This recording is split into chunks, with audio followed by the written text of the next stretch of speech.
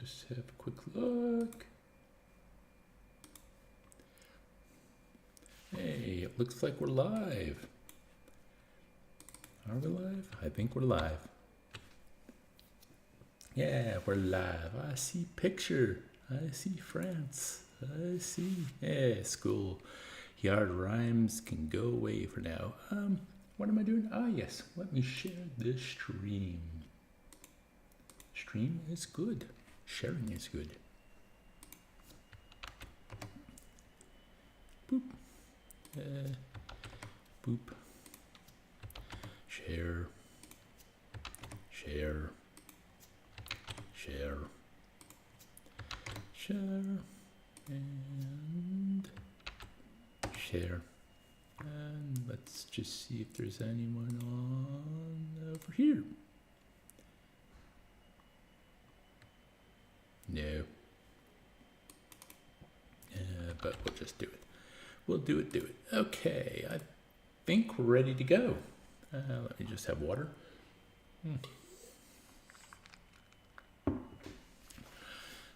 Let's just see what's going on over here. Okay. Hey folks, welcome to this edition of the Saturday afternoon stream. Today we will be playing Glitchhikers, the Spaces Between. Now, the original Glitchhikers was released in 2014. I cannot remember how I heard of it, but it was one of those, I think it might have been the first time I ever heard of itch.io actually. Pardon me, I just ate before I started streaming because, you know, I need the energy. I can't remember how I heard of it, but the game looked really interesting at the time. So it was one of those pay what you want games. I downloaded it, I played it, and hey, Dorkax is here. Hi, Dorkax, how you doing? Yes, I downloaded Glitchhikers. I played it because it only takes about like 45 minutes. And then I played it again.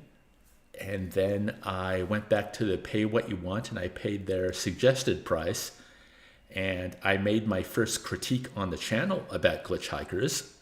You can, if you go to like the Game Critiques playlist, you can go find it because for some reason, I mean, I get it, but I still think it's silly. But for some strange reason, YouTube removed the ability to sort people's videos by oldest to newest.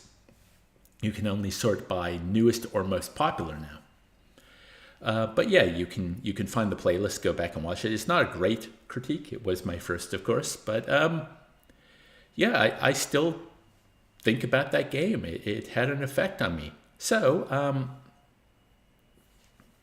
last year, this game... why am I pointing? You can't see anything on the screen yet. You can only see me. But my Steam page is right here. This game came out. And it was only like a month or two before it came out that I saw rumblings on Twitter from the developers themselves kind of hyping up the game. And I'm like, whoa, I didn't know you guys were making a Glitchhiker sequel. And I was really excited. And I bought the game the instant it launched, and I gave it a try. It was part of my play everything new for 30 minutes. And yeah, it made the critique list immediately. But, you know, it's been about a year.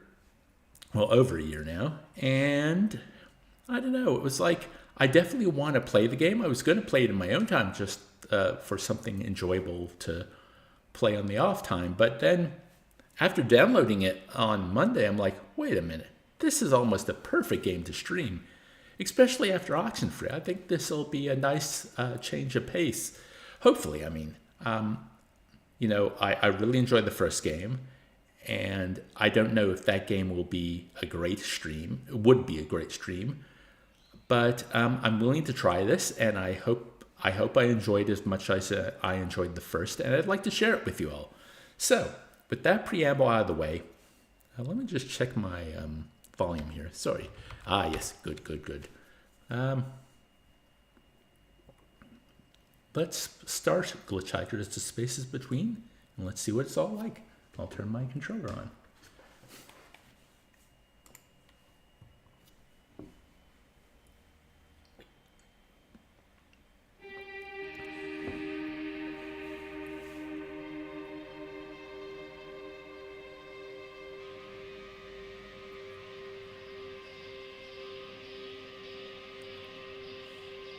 kind of the media fun. This is one of those, like every time I see a game with the Film Victoria logo, I'm like, hey, the Aussie government helped fund this thing. Okay, so let's go straight to start. Hey, Pecan, nice to see ya. Even if you're only here for a few minutes, I'm glad you could drop by. Okay, so I'm playing with the controller, and it has said it had full controller support. The original game, if I remember, I played with the keyboard. So it does seem like I'm not moving, I'm just...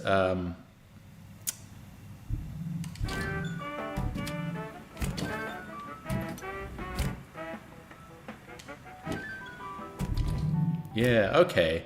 That's weird. Hello there. Hello again, traveler. Did you miss something? Do you want to go over everything again? How do I select? Oh, there. That was... Wait.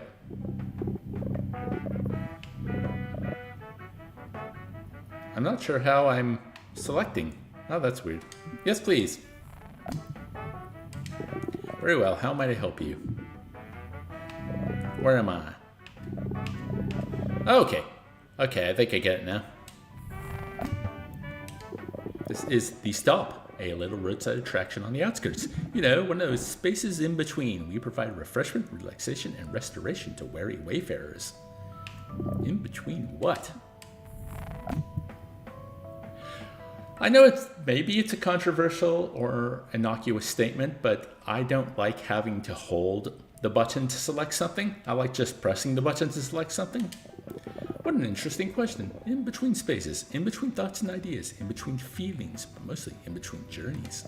But it's wonderful that you've made your way here. I don't know if you meant to. I don't know if any of us are really here at all, frankly. Most people come here between journeys. Whether those journeys are physical, mental, spiritual, but I'm getting ahead of myself. Tonight, you can head out the highway if you like, or you could head to the nearby railway and hop aboard the commuter train. Driving the highway always has a chill kind of vibe to me, though your thoughts may wander to all sorts of topics as you consider the universe around you. There's nothing quite like a late night drive, is there? So classic. Yeah, I want to touch on that. That's why the original game impacted me so much. There were plenty of times in my 20s when me and my good friends, one of them is Pecan, would just drive around the Gold Coast and talk and waste a lot of fuel. But, you know, fuel was cheaper back then, and it was something to do. But even when I just needed a break, like when I was feeling iffy or I had nothing else to do or needed to get away for a bit, sometimes I would just drive around the Gold Coast on my own and listen to a podcast and just kind of enjoy things. Yeah, there is a kind of an enjoyable is the wrong word, but there's an engaging solitude about driving alone at night, especially if you're driving like on a highway or somewhere really away from people. Traveling by train is a more collective journey, in my opinion. Everyone headed in the same direction. Expect a sense of community, but also the kinds of deep personal conversations you can only have in a safe space. Oh, you still do that? I'm kind of jealous. I think it's, not only lack of company and expensive fuel, but in the intervening years, it's not that I'm scared of driving, but it doesn't contain too much joy anymore. It's more there's an anxiety associated with everyone else on the road.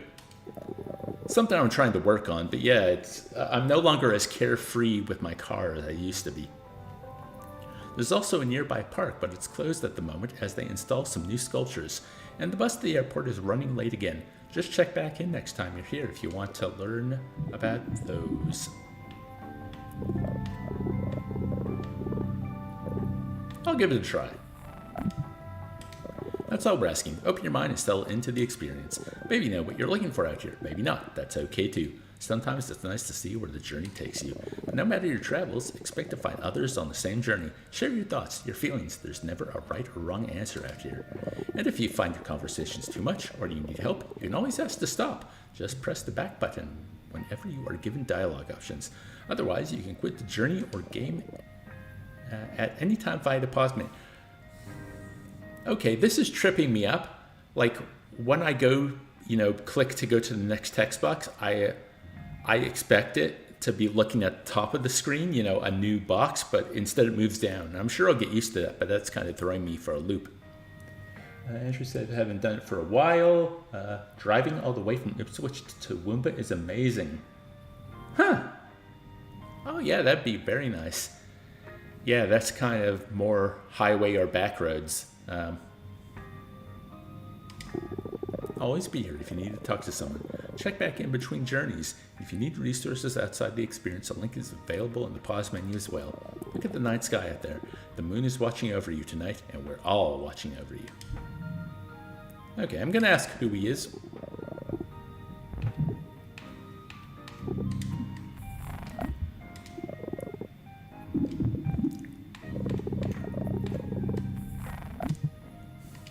I am the humble caretaker at this little place we call the Stop. The front of house, so to speak. This place is a little roadside attraction on the outskirts, one of those spaces in between. We provide refreshment, relaxation, restoration. Oh, he already said that. Okay. Can I stop?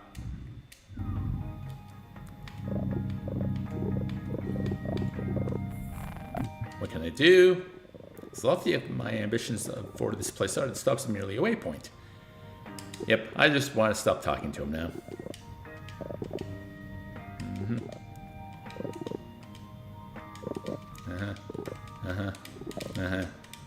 Blah, blah.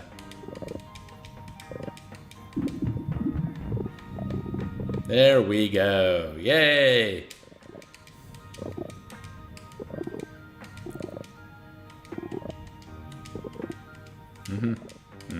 Hey, I can... It's a glitch!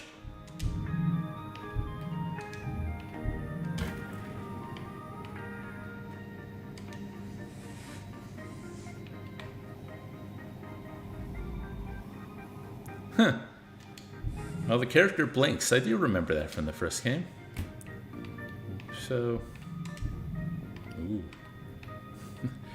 Unlabeled snacks.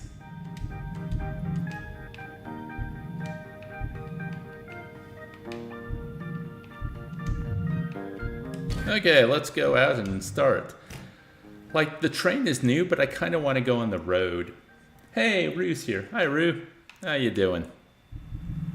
So, the highway, the railway, and then there's the bus stop, where he said it would be there later.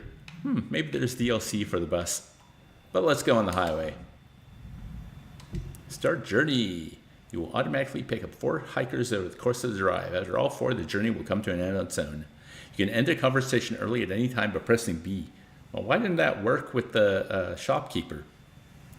Yeah, the really cool thing about the original game was that the hitchhikers you picked up were random, and then the conversations could go many different ways anyway.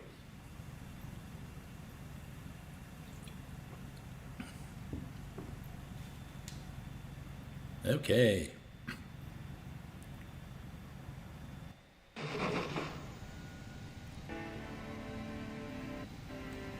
Good evening, and welcome to Radio 90 Night Drive.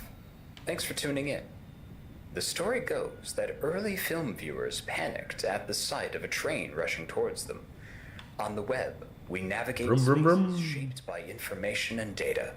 In video games, we will our avatar bodies to weave around obstacles, and in VR, our stomachs turn at the edge of a digital cliff. We immerse ourselves in a reality on a screen, a reality that is no less real than any other. Realities within realities that sometimes tell us more about our own reality than what we think is real. And what we think is real is telling. What will your brain tell you as you drive the dark roads of reality? What truths are rushing towards you? And when the spectacle gets all too real, will you panic like the apocryphal film viewers, or drive on? With our next song, Karina in Autumn.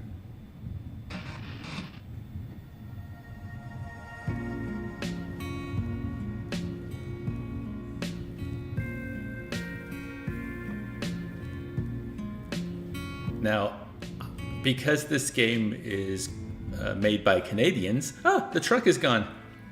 I guess I'm in the fast lane here. Here in Australia, we drive on the left side of the road, so this would be the slow lane, which I tend to keep to. Sometimes I'll be in the middle ones. I rarely go over to the fast lane.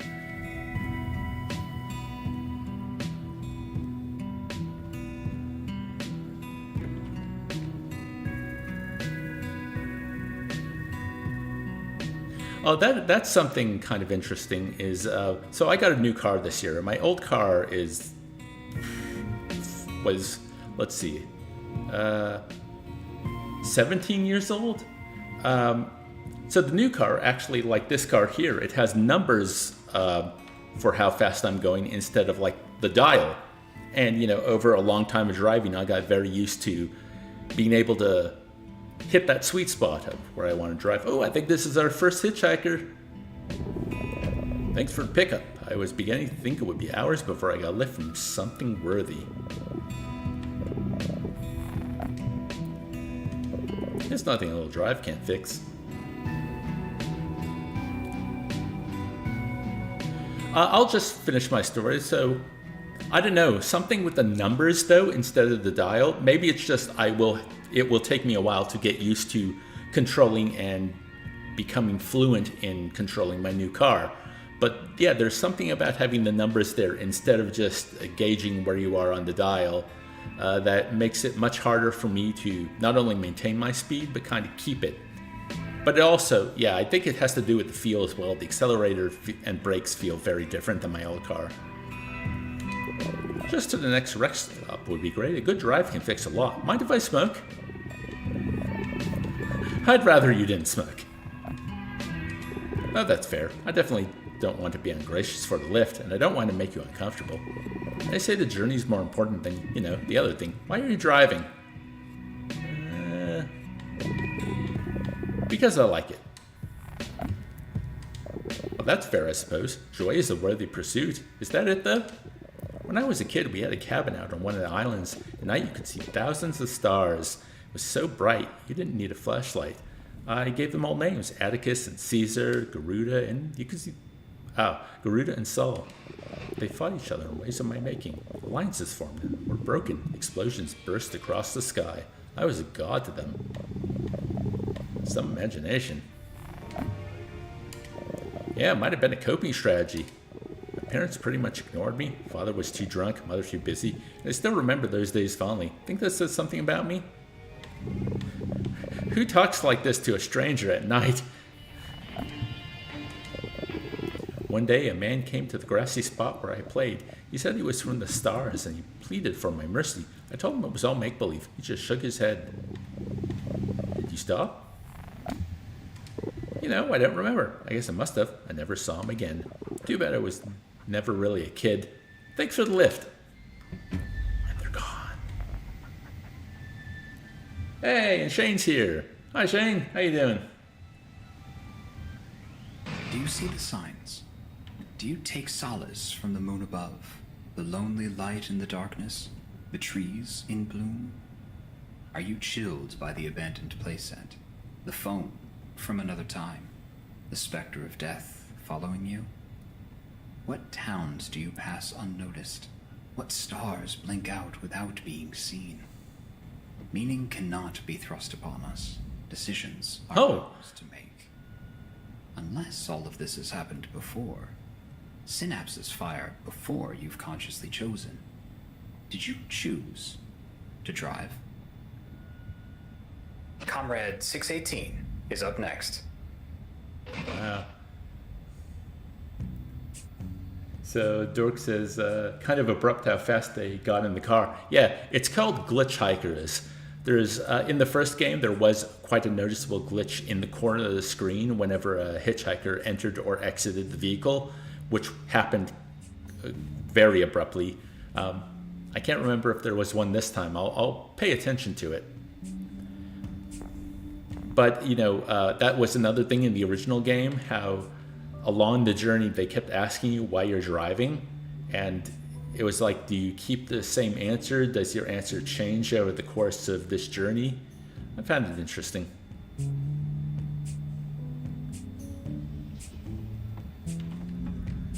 Like the little interludes from the radio, I think, are kind of poignant too. It's the vibe the game is going for, even though, who gets into a person's car when they're hitchhiking and just starts telling them their life story? Although, that might be a me thing. Oh, I think we got another one.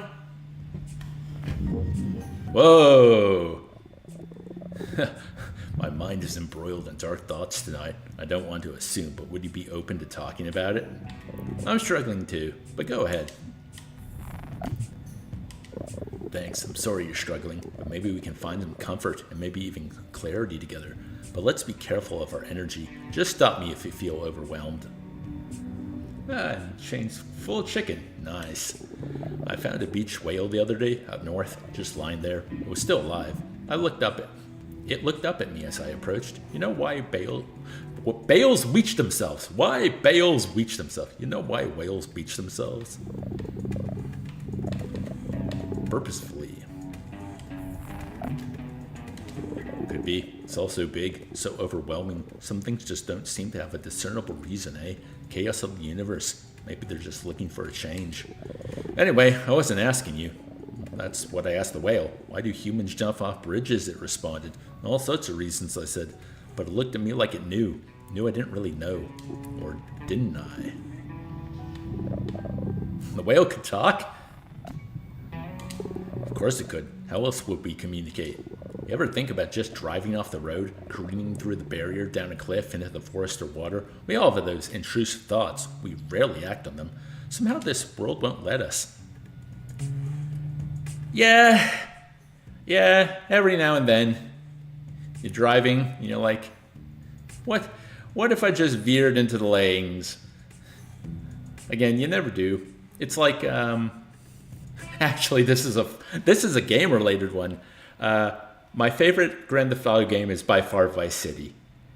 And, especially when that game came out, I was a lot younger, so I was more open to acting like a maniac in those games. But the knock-on effect was one thing I used to love to do in those games was if I was behind some random person on a motorcycle and I was in my car, I would nudge the back of their motorcycle and have them careen off wildly, usually resulting in a horrific crash. And any time I've ever driven behind someone on a motorcycle, that thought just kind of is in the back of my mind, And I think it's exacerbated by the fact that most motorbike riders are jerks, or at least the ones I come across, weaving in and out of traffic, acting like they own the road. It's also a fear thing, I think, as well. It's the same reason I don't like cyclists. I'm one of those cyclist haters.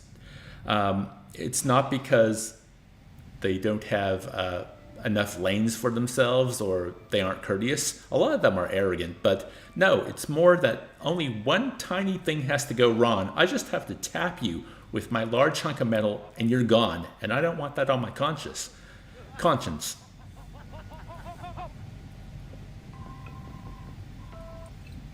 Oh, hello, Jolster.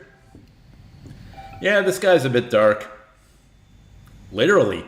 Vice City, yeah. Vice City is probably my favorite. And I have played them all. Yeah, even 1 and 2. But true suicidal thoughts? Those are different.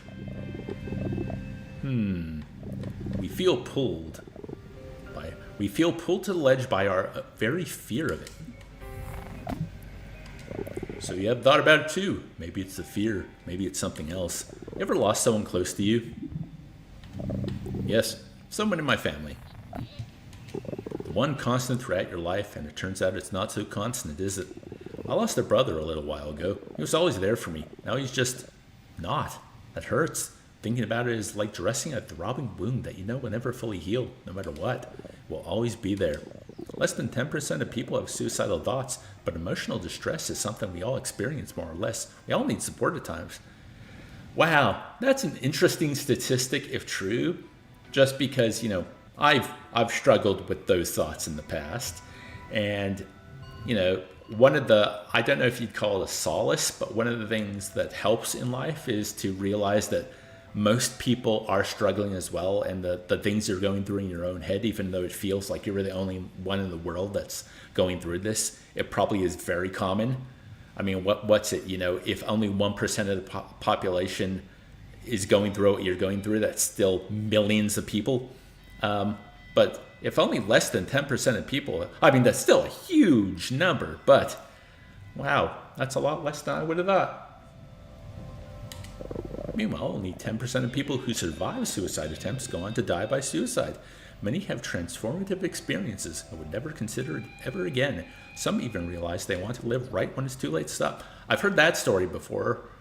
I mean, it must be from a survivor, because the one I've heard is like, jumping off a bridge on the way down. They're like, oh, I don't want to do this.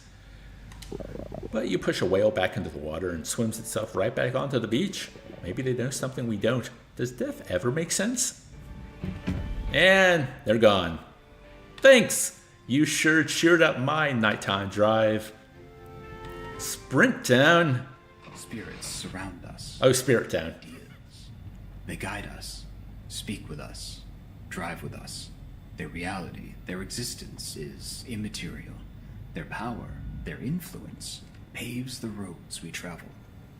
They question us, we question them. We seek to understand the forces that surround us. They will never let us.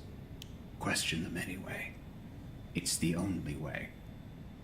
Huh. Strange Passenger is up next. Who drives with you, driver?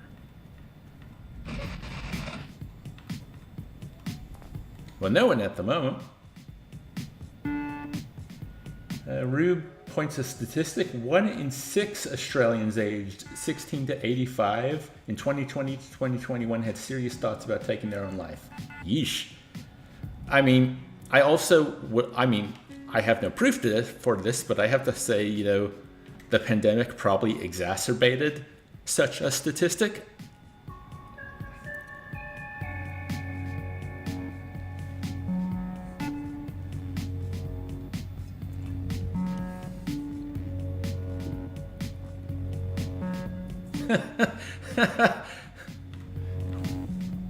Oh, we got a new...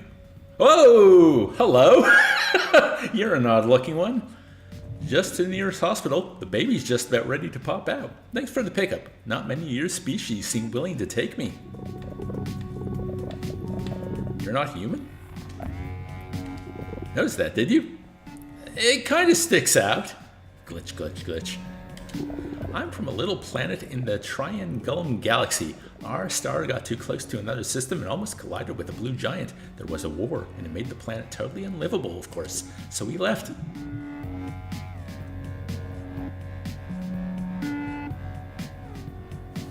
Oh, did a girl do it? Did a little girl from the islands cause it? What? What? I don't know what you mean. My journey here was long but wonderful. There are so many worlds in the galaxy, so much life. A little planet of tiny volcanoes and baobabs. Baobabs? Isn't that a tree? Pardon me. A civilization of artists and dreamers who believe we are all just living in someone else's story. Tribes of nomadic people who live amongst the stars. All the elements that form life were created in the heart of a star that exploded, spreading the elements throughout the galaxy. You and me were made of stars. It's full of stars. We are one with the universe. We are, all of us, children of the stars. In many mythologies in this world, the sun is a deity of power, light, fire, strength. Some myths... I always have trouble with THS. Some myths say it must be reborn every year, whereas the Earth goddess represents life, birth, fertility. But really, there would be no life without the sun, no Earth without the sun. We are all born from stars like the sun. Shouldn't the sun god be the creator of life? I prefer the idea of an Earth goddess and the focus on our planet instead of elevating ourselves to the stars. I don't think I've ever had the luxury of ignoring the cosmos, but I can see the wisdom in it, especially when the greatest threats to your planet are so local. Ooh.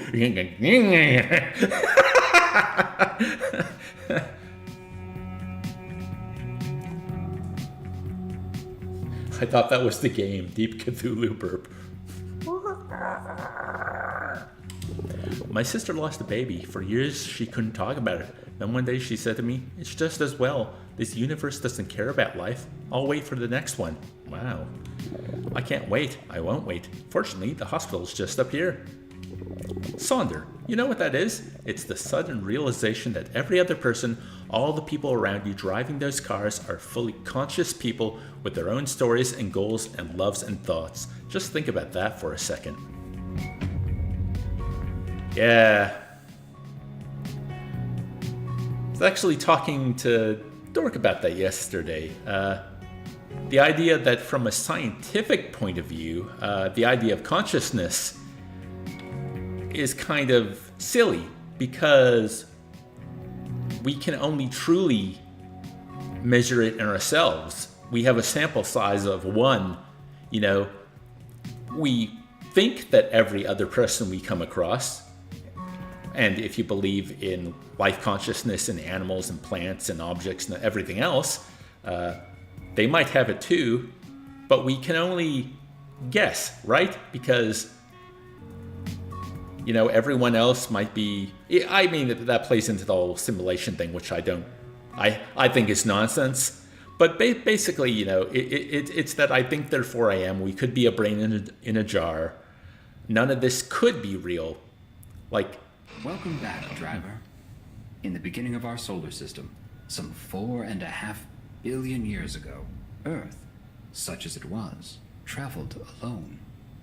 Then another body, nearly as big, crashed into it, and the debris that ricocheted off into space came together to form our moon, Luna. Now, we weren't alone. Time can convert even the most traumatic upheavals into a picture of peace and companionship. Huh. Sometimes it takes an unexpected crash to form a new connection. Drive carefully out there. Bowl of Petunias is up next.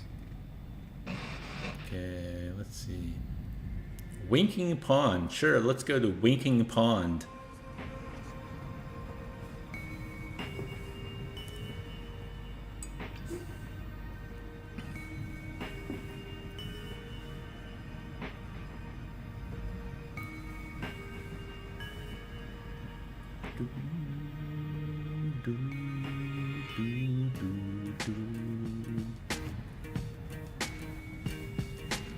Ooh, that looks like there's a... Is that a bridge or... Oh, those are power lines.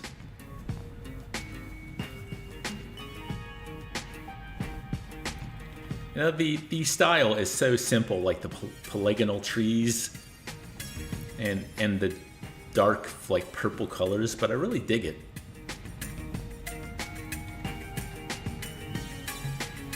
Especially mixed with the music. It's got a good mood going, a good vibe, as everyone talks about today. I worry about overusing that word. Everyone seems to talk about a game's vibes these days, but it's such a good way of explaining just when something's resonating with you. Crypto Lagoon. No! I want nothing to do with crypto. Where should we go? The Kudzu Conservatory.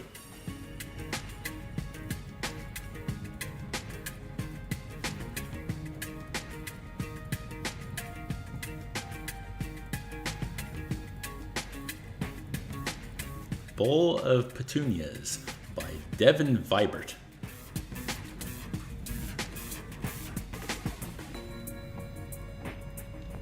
I wonder how many tracks are in the soundtrack of this. Really been digging them so far.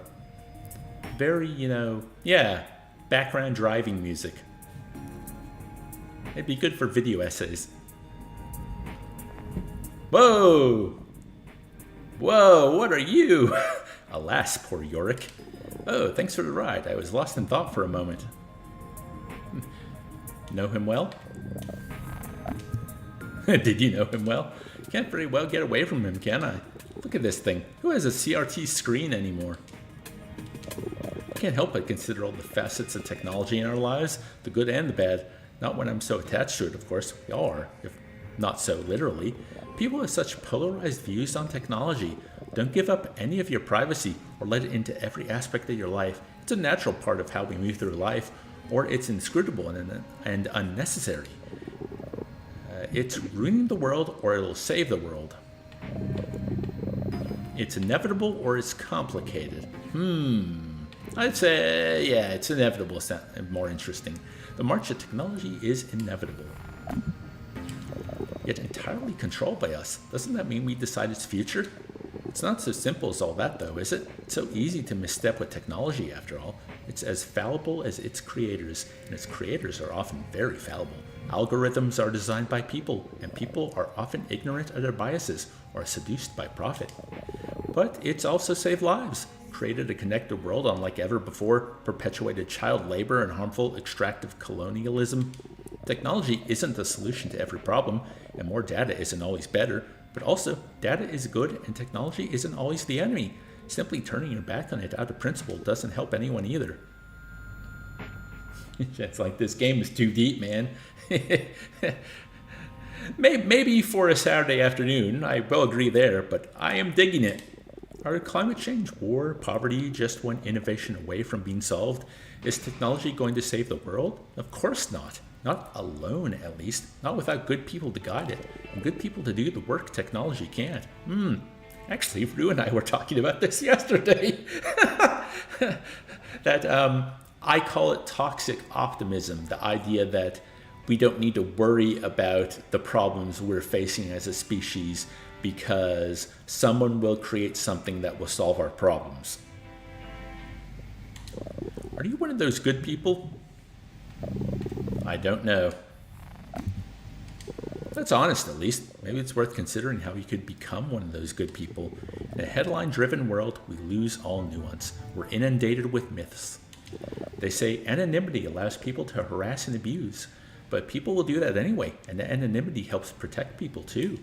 They say video games make people violent. Simply untrue. Research has found video games have no significant impact on violent behavior and can even promote empathy. And there's one of those Cthulhu burps again. Pardon me.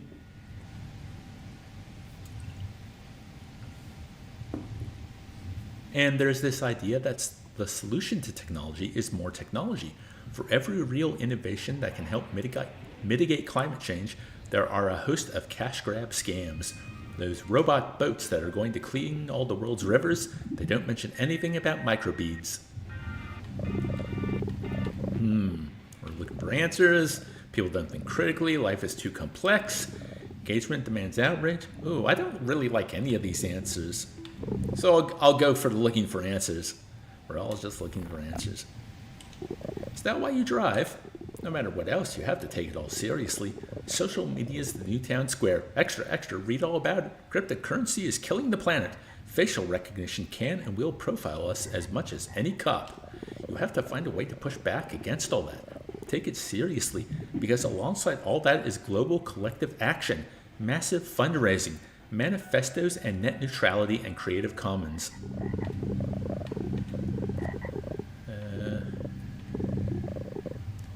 Technological advances are worth the negatives that come with them. Time will tell. Ultimately, we have to find a way to move through an imperfect world. This thing, poor Yurik, is a burden, but is also a boon. More to the point, it's reality. Technology is part of our world now.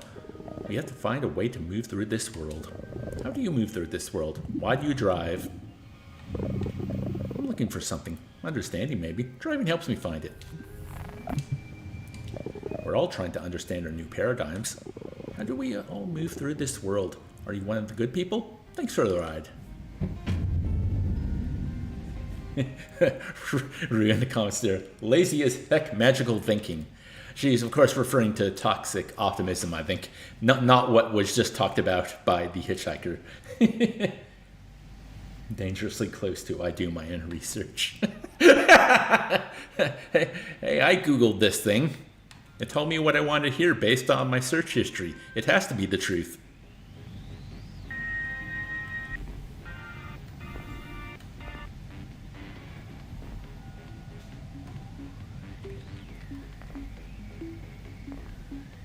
music's kind of glitching a little.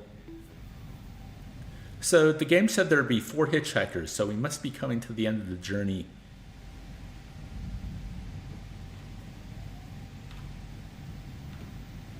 At the end of the first game, you could choose to drive back to the city or continue your journey. I wonder how this one will end. I mean, probably loop right back to the rest stop, right?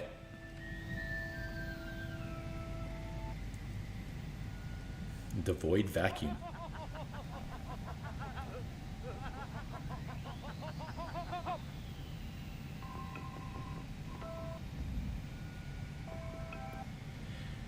Or at least this section is, Dork. I'm going to take the train afterwards, and maybe I can go around again. I mean, it will be completely different next time in terms of hitchhikers and dialogue.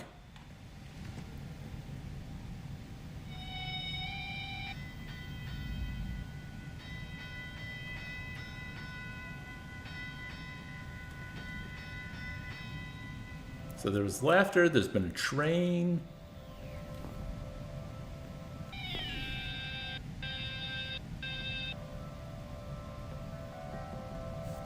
I don't like that the music's glitching, because it's that idea where I'm just starting to get into a groove, and then, wait, here's something.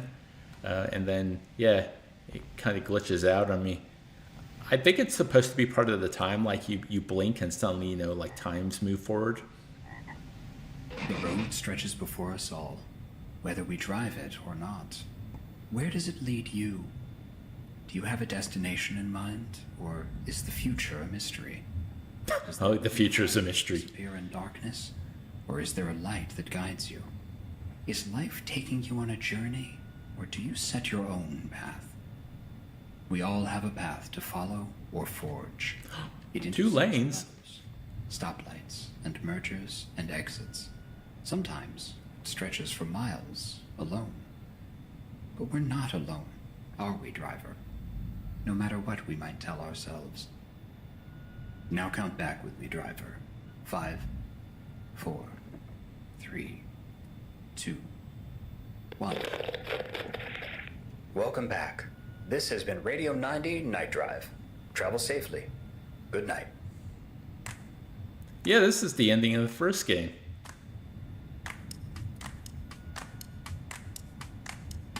Are there supposed to be shooting stars?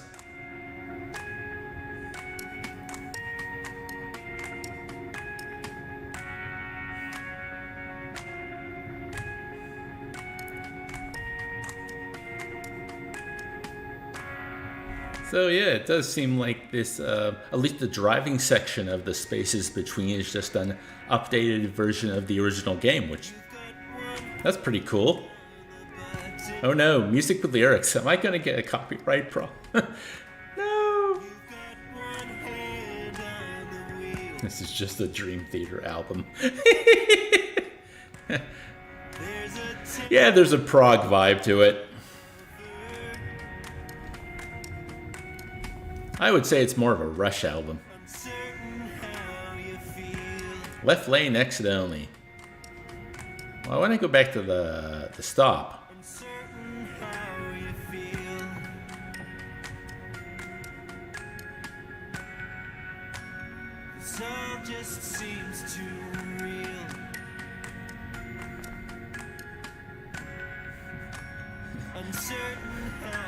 Who irradiated the city while I was gone? They're all glowing. The buildings are glowing.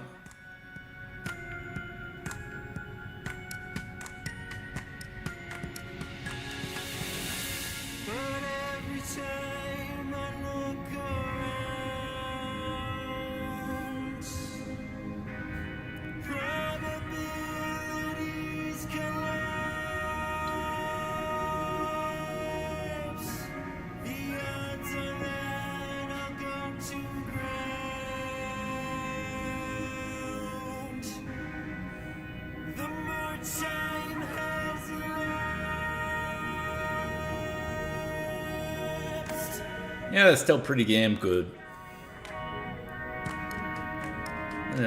Again, try not to overuse the word vibe, but it really just hits me in the right way.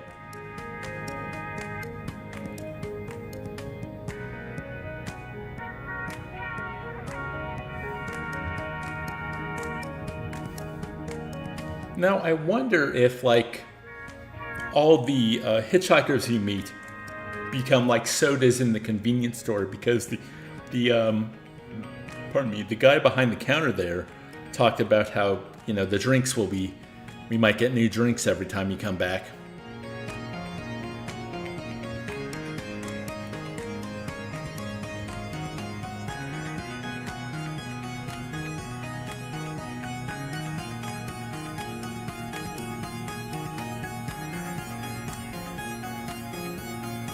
Hitchhikers, gotta collect them all.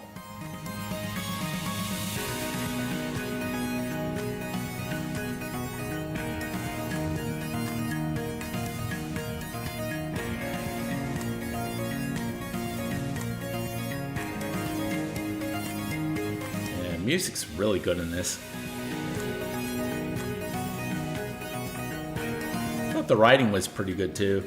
I mean, it is a bit of like, why are they talking about these things? But that's what the game is.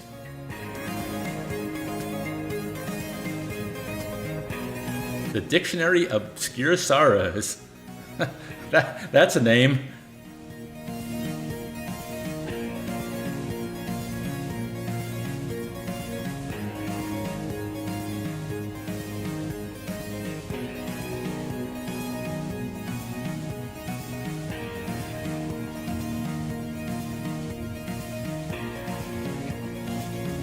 More journeys await.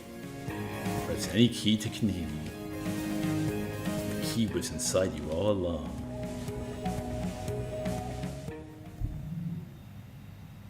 And here we are. Yeah, let's see if there are more.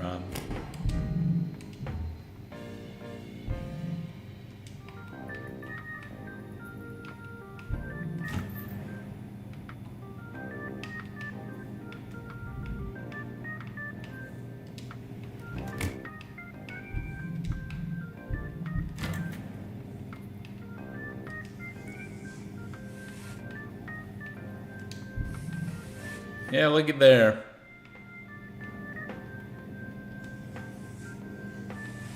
That's a weird kind of, I guess, what would you call it? Not achievement, but like the idea of just monitoring progress. Collectibles. It's very odd.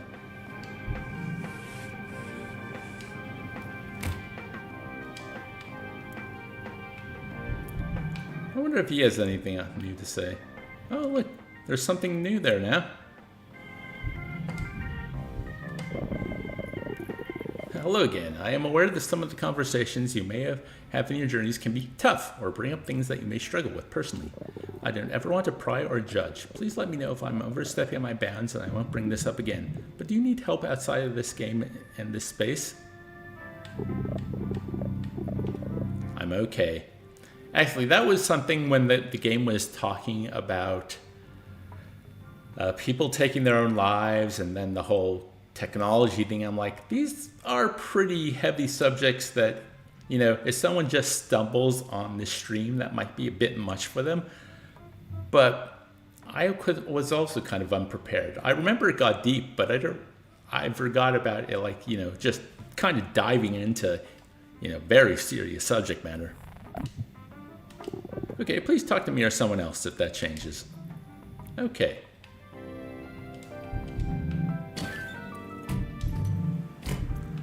Oh, there's more now. Oh, interesting. Infinite drive. Ah.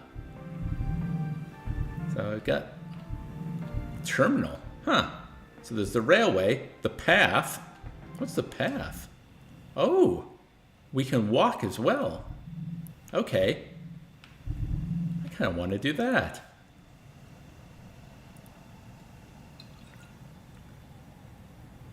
But you know what? It is time for a break. I'm going to put on some music and take a quick break, and then I'll be back in about 5, and we'll go on the path, and then we'll go on this train. I wonder if I can actually I won't put on the OST for the song just because we'll be listening to it as we play. So I'll put on some royalty-free Bossa Nova.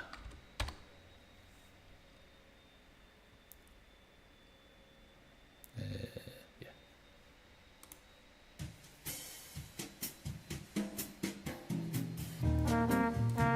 And I'll be back soon.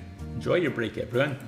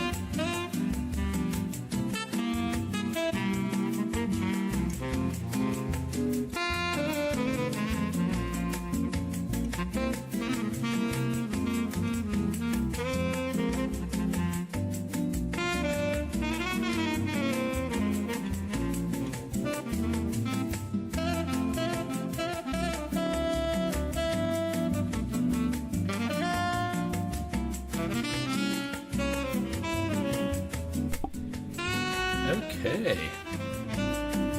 Well, let's just pause the bossa nova from Barcelona.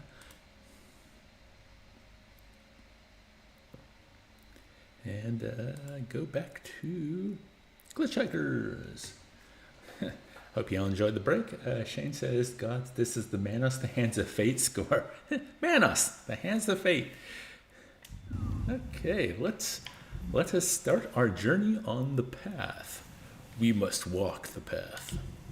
Walk along predetermined paths in whatever direction you wish. Pause your music to speak to any hikers you encounter if you want. Complete your journey by going to one of 3 park exits marked with an X on the park map once you are ready. After approaching the park map, staring for a few seconds at a destination on the map will warp you there. Oh. Okay, this is a little different.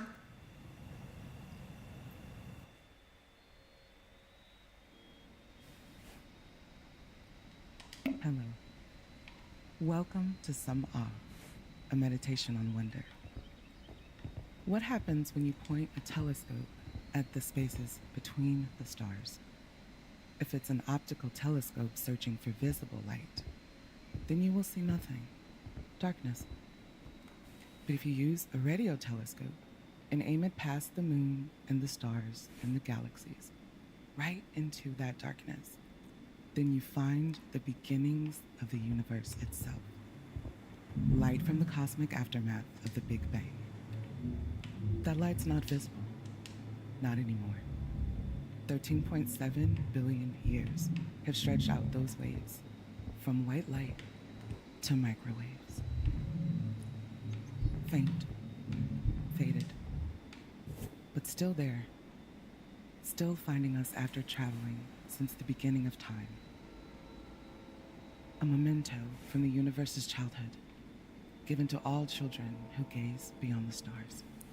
Is this going to go to like the next one? No, it's just music.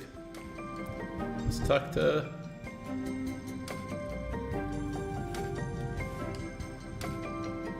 Well, how do I turn my headphones off? It's a dog-eat-dog world.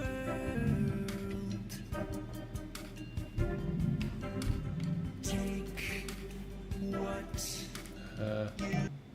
There we go. Okay. Oh, hey there. It's a lonely night out here. I wasn't expecting to summon up another face. This park is a little refuge of nature nestled among the noise of the world. I love nature. I love getting away from the structures of humanity to the wildness of nature, away from the chaos of people to the order of the cycles of life. So I thought I'd paint it in all its structured, chaotic wonder.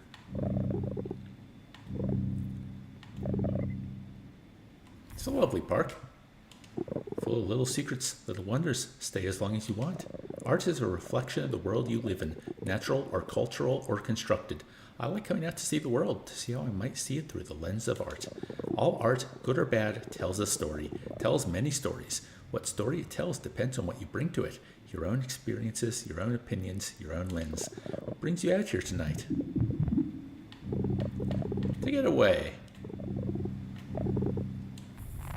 I wanna get away. I wanna fly away. A change of scene can do wonders, even if it's temporary. I used to come to this park as a child, hide among the trees of the enchanted forest or chase light motes in the grotto, stare down at the highway from the overpass, give lives and stories to every car passing underneath. I used to come here to imagine what the world was like, how it worked, the echoes of the Big Bang. Pardon? Shane says this voice could convince me to do anything. The trees sending out their little clones, the heart of the world beating far beneath us. I used to come here before it was real, before I painted it into existence, a happy accident. Your art made it real? Is art not already real? There are so many different kinds of art, sometimes things we find easy to dismiss. Some people decry performance art or modern art. My kid could do that. Of course, I was never a child, so how would I know? The important part is to let yourself be open to it. Maybe it's not for you, and that's okay. Maybe you haven't given it a fair chance or just haven't found the right piece.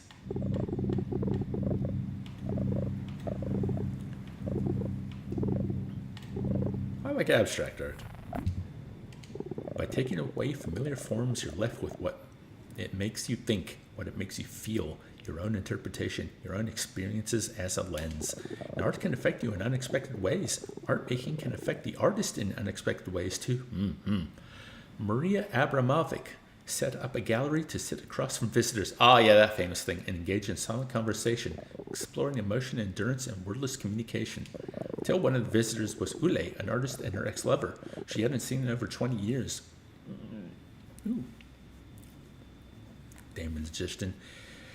Oh, God. I was recording the voiceover for a section of my Civilization 6 video earlier in the week, and just after every sentence, it seemed my esophagus or my gut or whatever makes those noises was just forcing it out. It's just excruciating. In that silent moment, the piece shifted, changed, took on new meaning for them and for the audience. That exhibit, the artist at present, is a video game now. Two ironies fully intended. There, it's a meditation on waiting in line and the barriers to witnessing art at all. A huge transformation. Oh, that's kind of cool. I might have to look if that's like easily accessible. It was also meant to give access to people who live far away and to preserve the experience. Of course, part of performance art is impermanence, and in an ironic twist of fate, the video game too is now lost with the depreciation of Flash. Well, there you go. Yep. Oh, we lost so many Flash games. Feel any different about art now? Art is wonderful. Wonder. What a wonderful word. Heart open to the universe, awesomeness in its truest meaning. Part of understanding the world is sharing unknowns and ideas and questions with others, to reflect on understanding together. All art is reaching for something, and it is in the eye of each beholder that success is determined. Art can find its way into your life in unexpected ways. The important thing is to be open to it. Let it make you think. Let it make you feel. Maybe you won't get anything out of it. That's okay too. But maybe you will. Have a lovely walk. It's a beautiful night.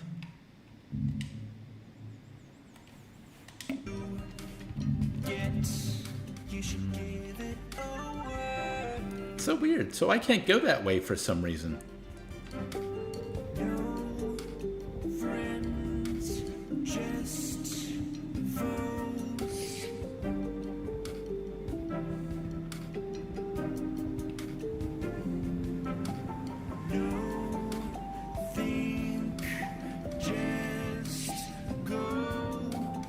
That's a jagged tree. Oh, look down there. Ooh, I'd like to go visit that. Maybe I can turn there. I just didn't try hard enough. I'm trying, son. I'm trying. Stop yelling at me.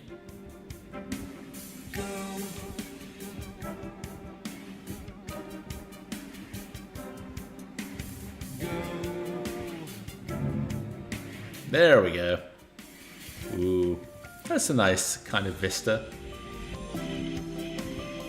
And this gives a sleep on your feet a new meaning. Ooh, that'd be a nice place to sit down.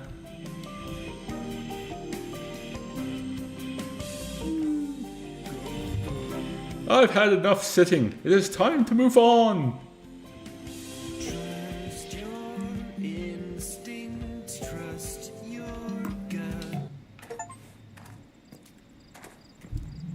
Wait, I can fast forward or rewind the thing? Huh. Ah.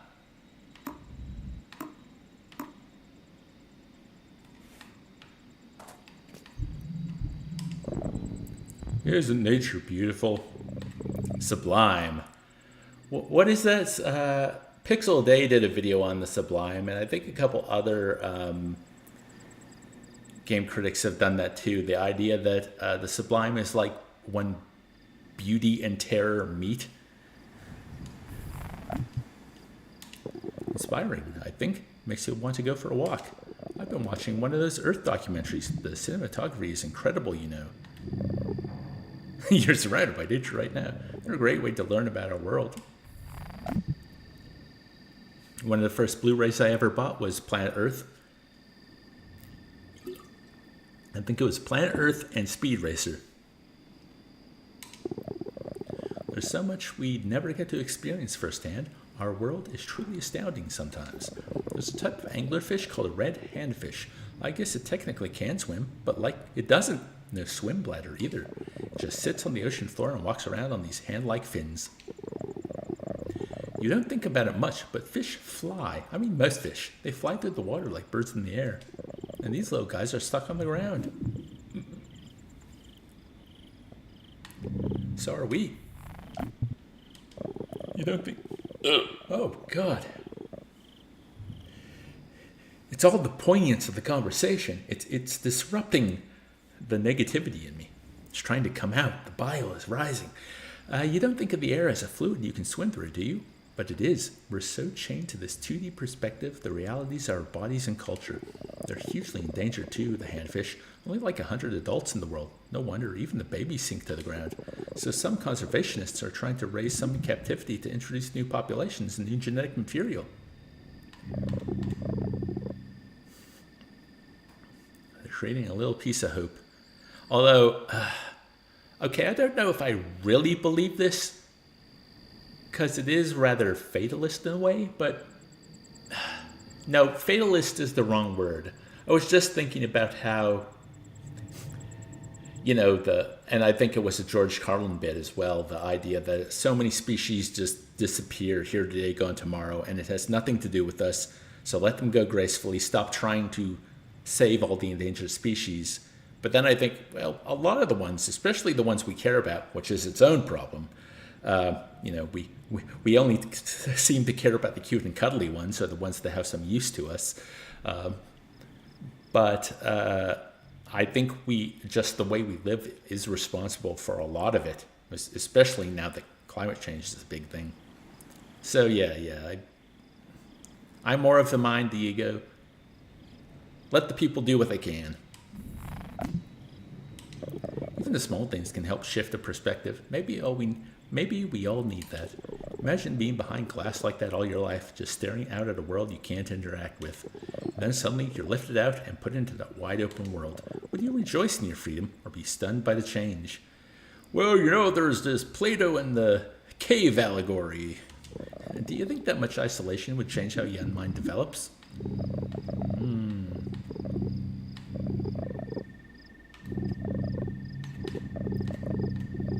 Isolation definitely changes how any creature behaves. And yet it is commonly employed as a form of punishment, and as a life-saving measure too. It leaves an impact either way.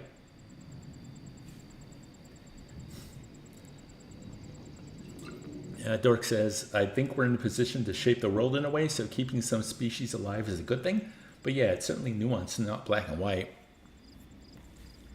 And what I'm about to say is more kind of a bit, kind of a joke. There is some truth in there, but like the panda.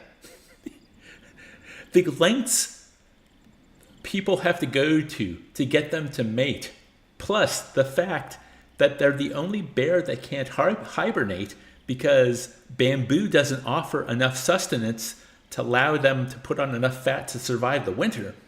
It's almost like, it's almost like nature is screaming at us, just let them go.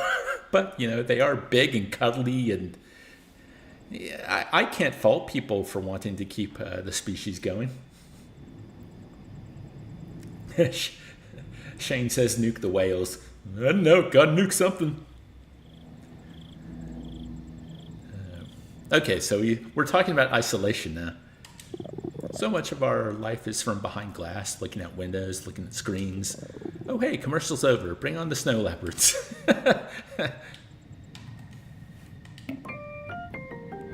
Can you feel like... Oh, I guess we're listening to this one again.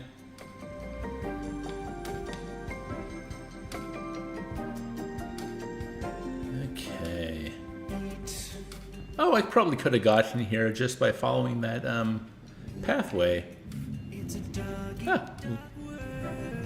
Come on, let me travel. It's very, very restrictive where you can move. You should get Wow. Look at that. That's kind of cool.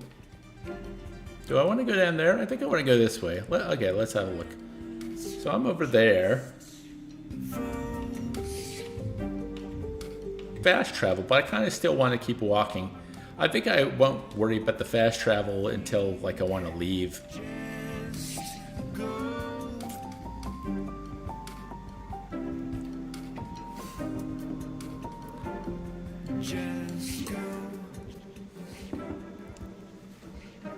Ooh, what's this? Some abstract art? Hey, the road's down there. I know the road. That was where I was.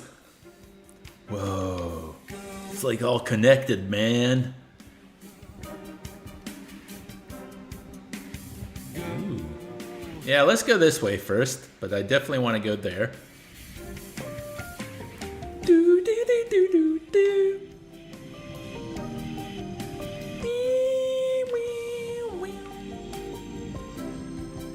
The colors, children, the colors. Yeah, there's some stained glass thing over there I'm interested in. Here we got some colored gel lights. And I don't know what that's supposed to be. Is that supposed to be one of those rides? Instinct, trust your gut. No reflection, windows shut. Trust your instincts, trust your gut. No reflection. Pecan says, what is this, the soundtrack from a Persona game?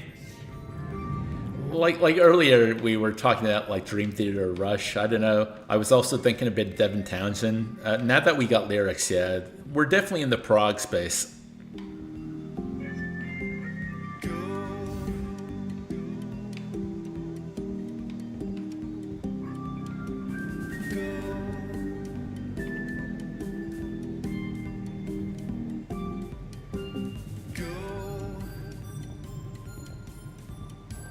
Hey, here we go.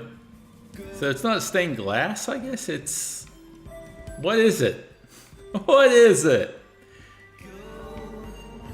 It's funny we had that conversation about abstract art, because I guess that's kind of what this game is. Well, okay, not completely abstract, because, like, the stuff we're talking about is very on the nose, just in terms of... We're discussing this heavy thing now. But, like, the way the world looks and just all these weird, I guess, installations you'd call them. Yeah, there's definitely an abstract nature to it. They're just pixels, Dave. Pixels? What are they? I only live in a world of polygons. Can you feel light on your skin? The tingle of trillions of massless particles bouncing off of you? Do you detect the warmth of their energy being absorbed and transferred? When light hits a surface, some of that light bounces off into our eyes, allowing us to see the surface, its shape, its color, its polygons. But some is absorbed, its energy converted into heat. All the energy that sustains our world comes from the sun. Daylight, moonlight. Is that a gravity flower? that formed and still guides our planet. The fuel for the plants and creatures around you. The light coming out of your screen into your eyes. Light warms. We know this. We feel it. Never more immediately than when it is gone. In an eclipse, when the moon wants the spotlight for a bit, I didn't know I walked through that before. it gets cold in that darkness. Even if it only blocks a little, the temperature change on the Earth is noticeable. Yes, up it to is. 15 degrees centigrade. Light is energy, and it is gone. The gravity allows everything What? bends to the What mic. the? Can you feel Oh no! No! light on your skin? Can How you do feel I? on your skin? The tingle of trillions of massless particles bouncing off of you? Do you detect the warmth of their everything? Can you feel light on your skin? I want to fast forward. How A that? tingle of Oh, I guess we don't listen to that anymore. God damn it.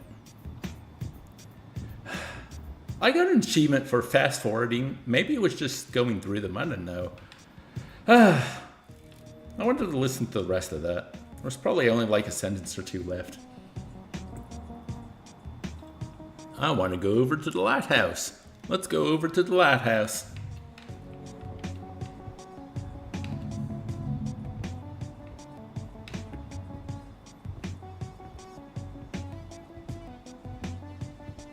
I'll try the fast travel system maybe next time I come across one of the maps.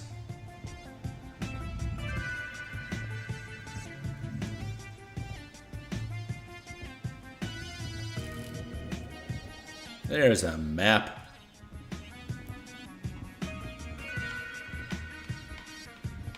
Headbanging while walking at night, yeah. Actually, I gotta stop that. That's making me a bit nauseous. Any of you folks get a bit nauseous when playing a first-person game? The only game that ever really did that to me was the original Prey. So I'm there. I want to go to... there. Oh, looky here. That's kind of cool. All I had to do was blink.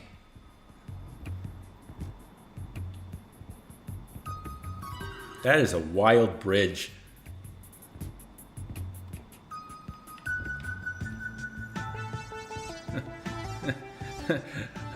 A bridge should not be built that way. I'm going to have to suspend my disbelief.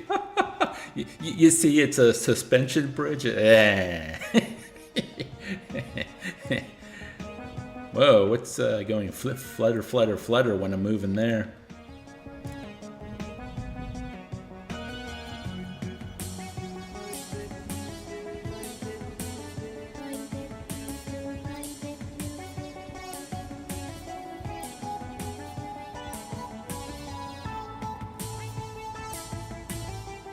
Down and down and down we go. When we stop, nobody knows. We're going into hell.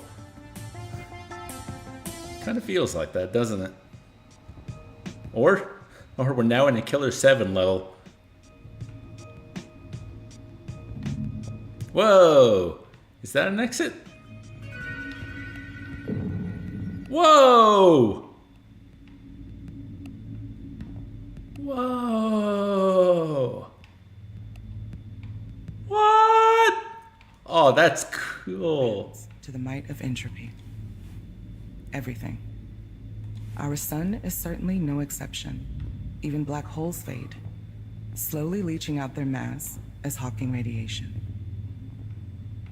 You can find plenty of entropy all around you, too. Oh, I can't explore.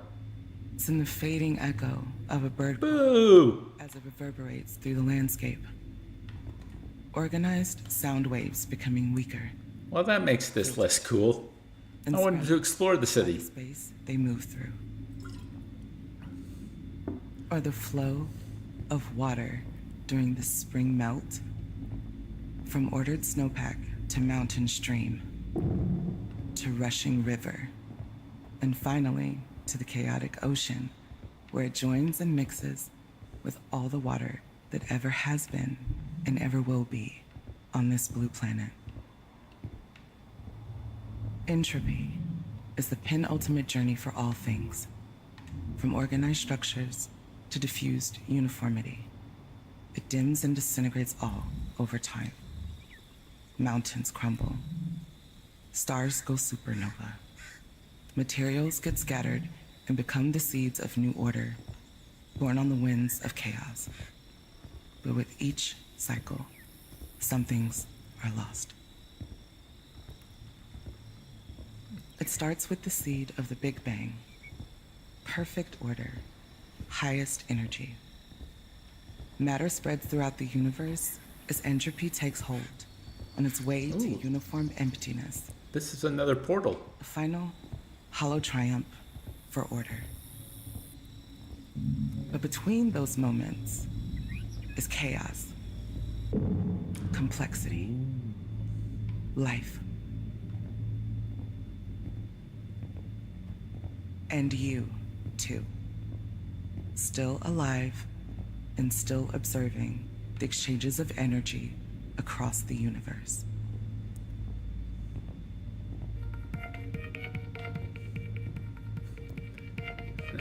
If it didn't cost probably their whole development budget, it would have been great if they were able to go into the Beatles song after she said across the universe.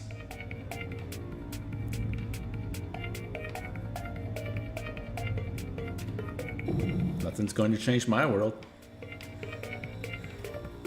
I like this. We're in a journey to weird places now. There's a hibernating bear. See? Pandas can't do that. Pandas suck. What's this one called? Gimbal Lock. Oh, we're track 6 of 8. I think once we hit track 8, I might try and find the exit.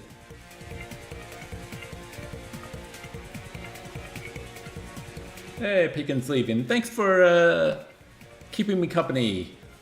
Have a good rest of your Saturday. And yeah, game's pretty great, huh?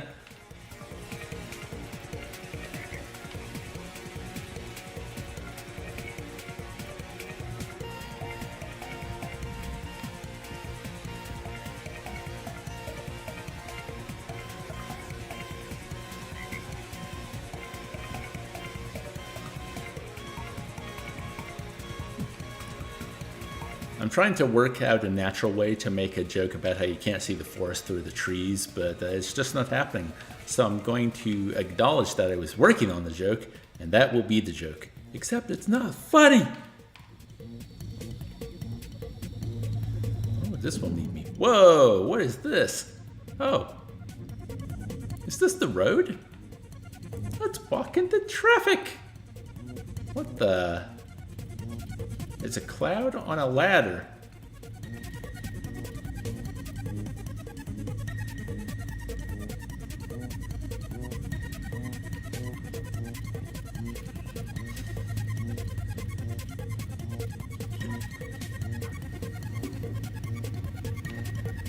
I gotta say, you know, like, I appreciate a game that can surprise me. And like the Portals have done that, so already I'm like, well done, game, well done.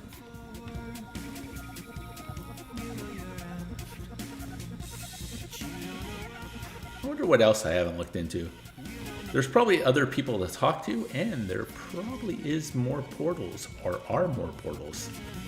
Let's go down. Oh no. I'm not liking that bit in the background going kind of too high pitched for my liking.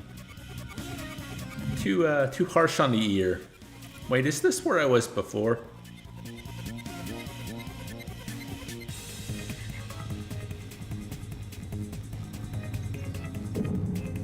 Ah, we're in the city in another place now. Another place, another time. The Mona Lisa is missing. Only its frame remains.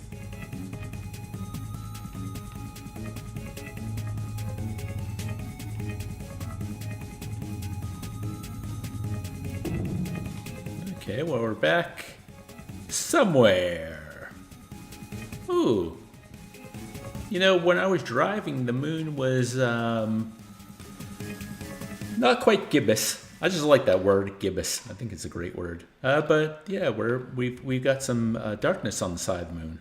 Beyond the edges of the atmosphere. Beware, Pink Floyd ahead. The vastness of space. But that vastness is far from empty. Neutrinos. From the beginning of time, countless neutrinos have been moving through the cosmos at nearly the speed of light. And new ones are born all the time, in the hearts of stars and nuclear reactors. Our universe I'm in the is middle. full of neutrinos. But neutrinos are nearly impossible to measure. Hey! Despite the fact that there's so many of them, they rarely interact.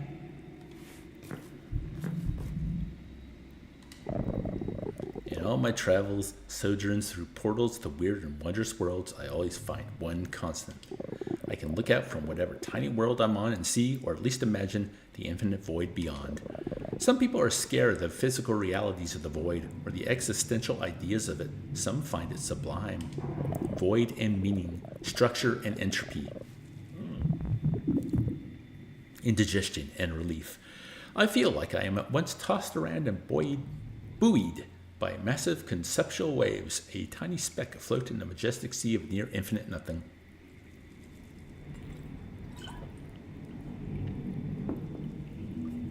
I appreciate the void. I'm indifferent. I reject the void. I resent the void. I fear the void. Whew, yeah, the void is scary. From a physical standpoint, it's worth fearing. We cannot exist without a lot of help out in the vacuum of space. But from a metaphysical view, there is nothing to fear. I was on Luna recently to see if someone from elsewhere could experience the overview effect, the phenomenon of seeing this whole planet all at once with your own eyes and suddenly sensing its fragility, as astronauts before me have reported. They come home and talk of the most urgent need to protect the Earth at all costs. It wasn't my first time observing worlds from afar, so it didn't have quite the same effect. Dear God. Come on, body. Be better. Not that Earth isn't incredibly precious, it's humanity's only spacecraft that is up to the task. Space is terrifying, a literal vacuum, of course, and also a vacuum of meaning, answers, and community. But I love the void.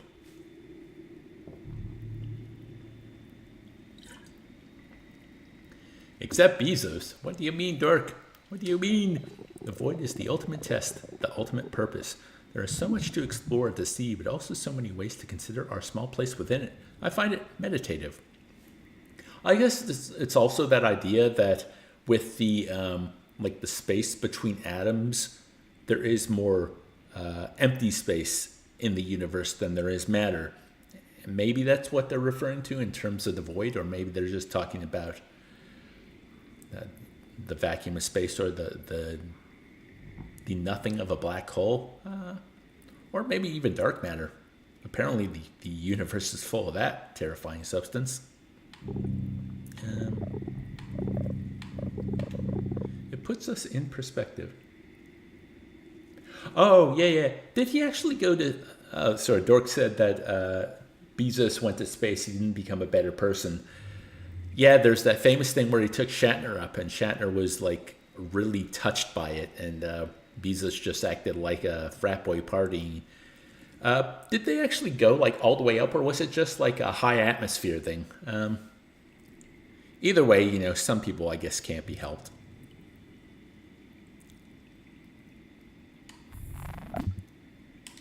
When I look out at the void, I feel forced to consider just how vast space really is. Huge swaths of near emptiness punctuated with the occasional rock, or a furnace slowly producing all known elements in the universe.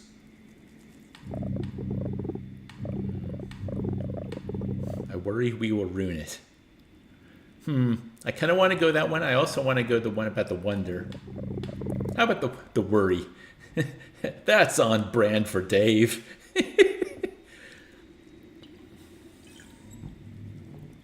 You're not into splitting hairs at that height. Fair enough. I think more like of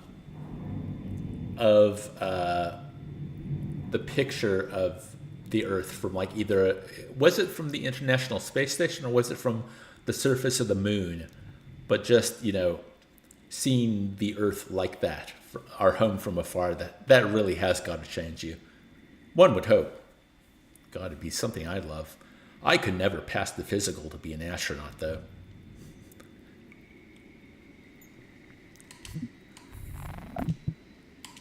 You have a point. There is so much to do here, and I agree that humanity has problems to solve before it can spread to the stars. Though many things happen at once, ideas and efforts reinforcing and influencing one another, maybe humanity can transcend distance and destruction in parallel? It's easy to look at that and feel lost or insignificant, but to me it says that there will always be space for me. I know it seems like there is so much intolerance, hate, and violence here on Earth, but I promise you that the prejudice against love is a local phenomenon, and a temporary one. There is room for you to fill that space with your life, with your moments. Take up space, live, and be who you are. There's room for you too. I will. Like the Rammstein song, Ich will. Good. There's so much to explore, but inside us and out, don't hold yourself back. You know, whether you're just looking to explore or you want someplace to meditate on all this, I know a good spot. A cave beneath the Knote, right here in this park. It's not on the map, though. Find the grotto and head south. A place to focus your thoughts, like the light focusing down from above. Are you a sorceress? Why? Because I like to reveal arcane secrets? I do like doing that, but no, I'm not a sorceress. Just a normal dimensional traveler out for a walk in the evening air. If you can find your place in the void, there is a peace there. Reject the doom and nihilism it can inspire. Find the sublime. The void is out there, but we're part of the void too. Act with anything in the universe. Neutrinos stream through matter as easily as they move through the vacuum of space. About 100 billion neutrinos are passing. Sorry, I'm going to pause. Rue talks about the pale blue dot, the tiny speck in a sunbeam. Yeah, that's... It's very harrowing, isn't it?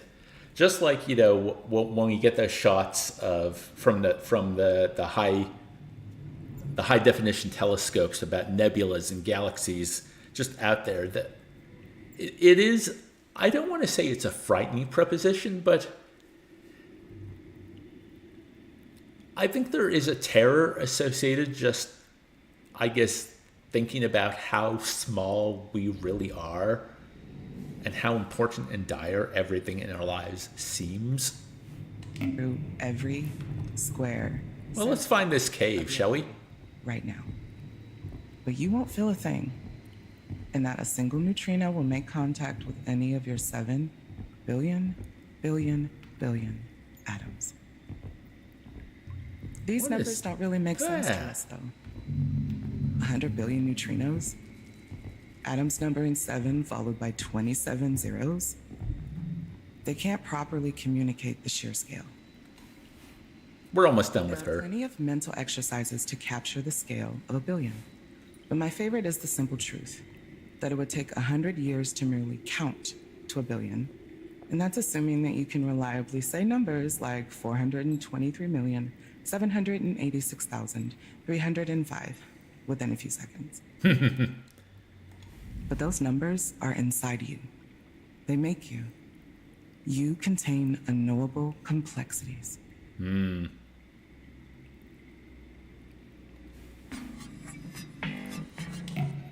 Okay, let's talk to this weirdo. Human, you bask in the presence of a mighty dragon. Who are you and what brings you to my domain? I'm a traveler.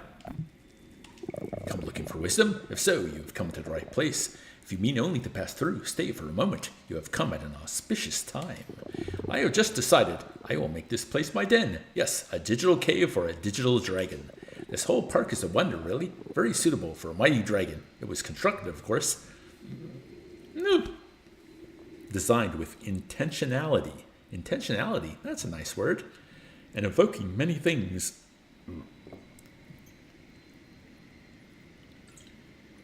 Rue says, humans dealing with unknown, unpredictable, beyond standard frame of reference informed by personal experience, always a bit trippy. I think it's also a real blow to the ego. The idea that, yeah, it's not that we are a speck. Our planet is a speck. And when we think about our perspective, how large the planet is to a human. I mean, we've made great strides. You know, we have technology to travel the globe within a couple days. Well, yeah, how long would a flight around the Earth take? It would probably be over 24 hours, right? Because it takes like 22 to get to England from here.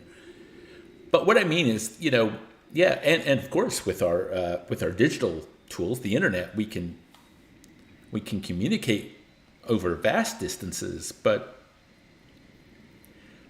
maybe it's a protective mechanism in our brains that to not be overwhelmed by the vast scope of everything outside our narrow frame of existence.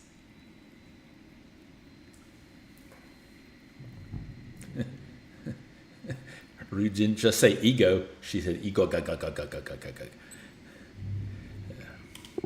What forces shape this landscape? What lies buried beneath the park's surface, do you think? Ones and zeros arranged in code. The binary building blocks of engines and scripts, systems to direct and arrange polygons, shaders, lights, and cameras. With computers and computer-aided modeling and design, the way your species has regarded the natural world has changed hugely. Nature was a force to be controlled and respected until computational science offered the chance, or so it seemed, to simulate and therefore understand it. Oh, that's a neat idea. Experiments were done to quantify and track every piece of energy, every biological piece of an entire ecosystem, all to prove a notion everyone had already become convinced of. Nature is defined by balance and seeks equilibrium. Of course, the notion of the balanced ecosystem is a false one, isn't it? Nature is defined by entropy and chaos, and it is life's endless struggle to seek some temporary equilibrium despite that. Life certainly is a struggle. It can be so easy to forget that when one has access to great power and privileges. The dragons thought themselves masters of these forces, virtually synonymous with them. And then the Dark Souls were created, and the humans went to war with them.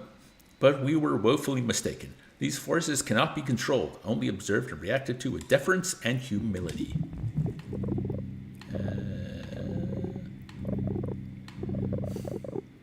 We must just try to survive. No, we must always do more than survive. We need to thrive. Ego, not to be mistaken for eggnog. No, I've never had eggnog. I've never had any nog. I don't know what to say. We need to understand nature. Yes, more understanding is required, but I hope you're not seeking understanding as a means to control. That was the logic of the dragons, and it led to ruin. You are in the era of the Anthropocene, when the greatest thing affecting the workings of the planet are the actions of humans. That is a great responsibility.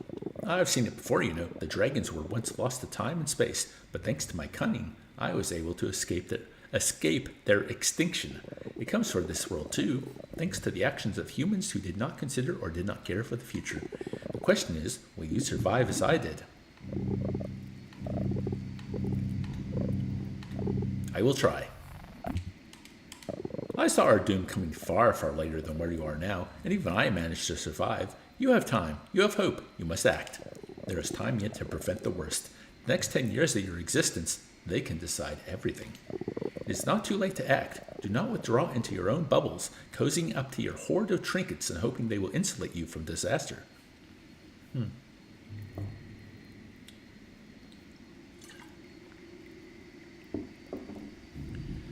I just had a thought there. Oh no, it's escape. Brain fart.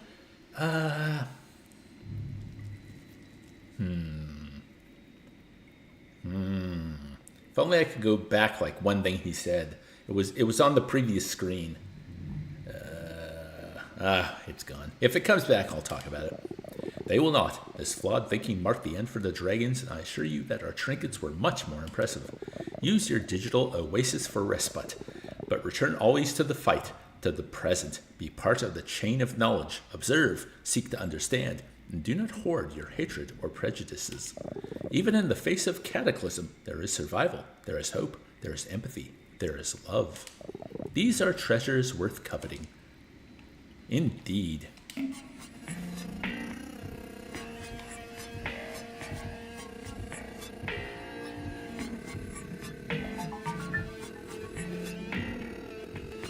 That's at the grotto.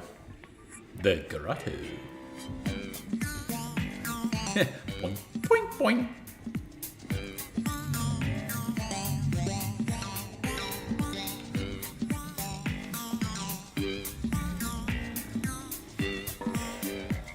Let's see if I can find the grotto.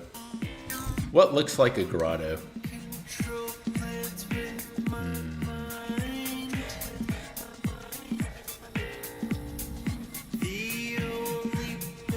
So I'm right there.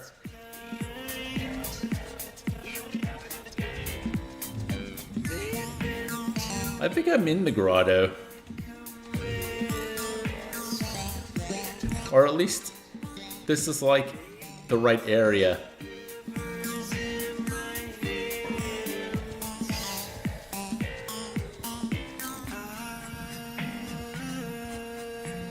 Damn it, the thought I had was one of those really good ones too.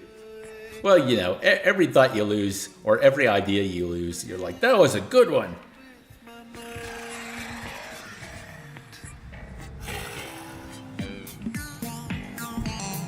Ooh, well, hello. What a beautiful still night. Good for letting your thoughts churn like your brain in sleep, wandering and recombining and looking for connection. We're all looking for connection. And how? I just woke up. Came out here to process. You ever wake up from a dream feeling these really intense emotions? The dream went somewhere so deep the feelings followed you into wakefulness? Yes. And those are the dreams that I remember for years afterwards. Most of the time, I am trying to grab onto a memory, even a single fragment of the dream, and it's always just out of arm's reach. It's usually when I'm like lying down to go to bed the next night, I'm like, I can see kind of a fuzzy shape of what it might have been about, what it was, and I try and focus that or try to reach into it, and it just kind of flitters away. Of course, some mornings I wake up and I can remember specific parts of dreams and how they kind of morph into each other, and how a dream is never just one thing. I try and do my best to capture as many dreams as I can, because I think they're important. It's just, I don't know whether it's my memory, you know, the whole ADHD thing, or just the way dreams are, you know, if they are supposed to be ephemeral. And I know it's something you can train. You can train yourself to kind of, I read a book a couple years ago about, it was kind of a, sorry, just the indigestion again. It was kind of a fictional biography written by a Muslim journalist living with his family in the U.S. from like the 1970s up to the Trump administration. And one of his professors taught him to sleep like with a pencil like held in his hand or like taped to his fingers. The idea was that the instant he woke up from a dream, he could record it, and there would often be revelations in it. And I'm never one to actually do that. I don't know if it would work for me, but it's not something I want to do. But I definitely want to kind of, I guess, flex whatever muscle I need to recall them more.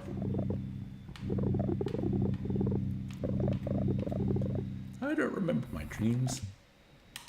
Not everyone does. You tend to remember less if you sleep really soundly or if you wake really suddenly onto the day ahead. I tend to linger in waking, holding onto that departing world as long as I can. I dreamed I lost someone very dear to me. I was so sad, so utterly gutted. I woke up still feeling it, cried, but I haven't lost anyone. Maybe I'm still dreaming. It's remarkable how dreams affect us. The brain is wondrous and weird. How we dream is pretty well understood. In REM sleep, the brain starts acting almost as if it's awake, but it paralyzes your body so you don't actually move. That lets it construct vivid scenarios, what ifs, that recombine data and memories into new situations. Why we dream is another question entirely.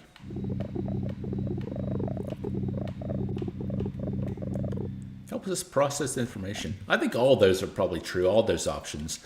We take in so much information when we're awake that we don't even consciously process, but it's all there still, pieces for the brain to use in dreams like fragments of story ideas. While I do believe that, I believe kind of everything that enters our brain is stored somewhere. It's just a question of if you have access to your memory banks. But my dreams all tend to take place in like places that were very recognizable to me. And I've had multiple dreams in similar locations, almost like my brain has its own dreamscape, and it shifts and it builds, but it's kind of its own place. Contemporary theory of dreams says dreams are much more controlled by emotion than by what you've learned. That certainly manifests with stress and anxiety. The dream where you haven't studied for the test, you know the one.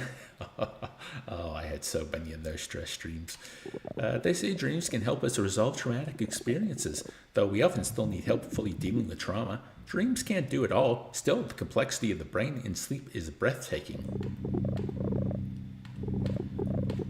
I think there's a deeper meaning to dreams. Symbols that can tell us something about ourselves, like divination, or perhaps something more spiritual, connection to something beyond ourselves. They can certainly be powerful, but is it the dreaming itself that helps us process memory or emotion, or are dreams simply a side effect of what our brains are trying to do? Meanwhile, look at me. I'm just a little creature someone dreamed up. Anyway, this is all just your dream. What kind of dream is it? A weird one. Aren't they all? Yes, indeed. I think I'm ready to dream again.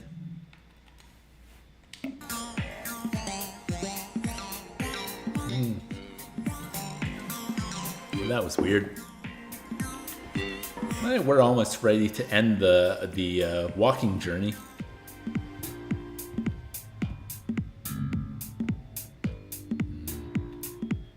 Oh, there's another. Hey, listen to that bass.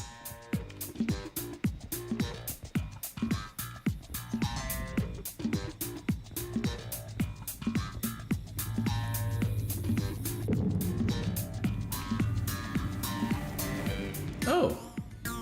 Ah. Yep, I'm coming out the other side on this one. Okay.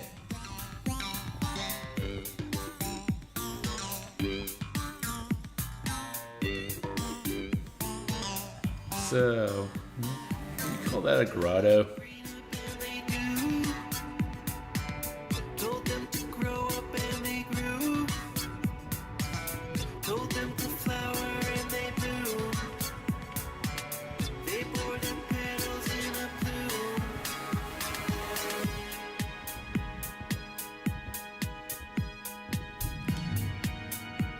Okay. If I keep going,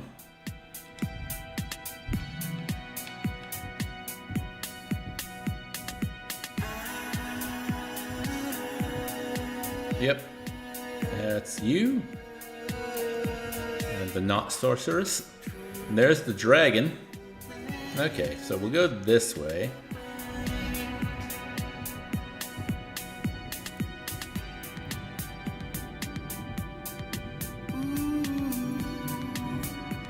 I think this game has been pretty great for a generated conversation. And by conversation, I just mean talking about my own experience.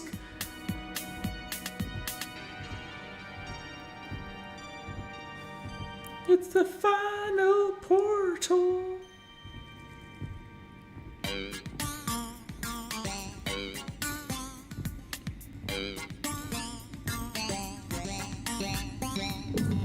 Whoa! Whoa, what's that?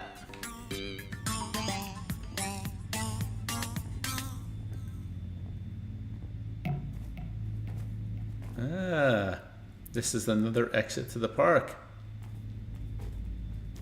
Yeah, I might as well take it, right? I think we're done here. So the only, I think the only thing left is the train. But there was the terminal and the train, so we'll see what that's like once I find the exit. Where are you, exit?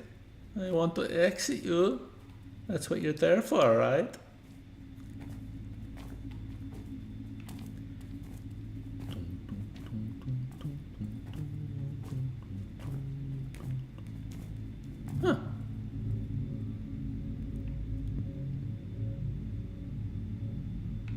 mean, this was just the cave, right? Or is there an exit here? I've just not seen it.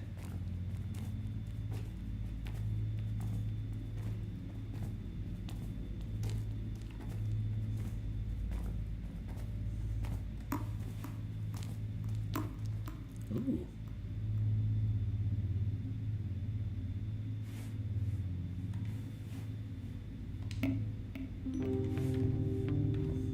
We have a new playlist.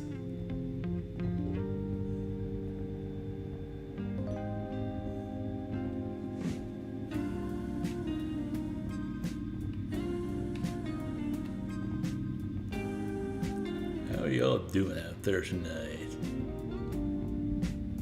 It's a lovely Saturday afternoon here on the Gold Coast as we groove into I can't finish this bit. My improv skills are not that good.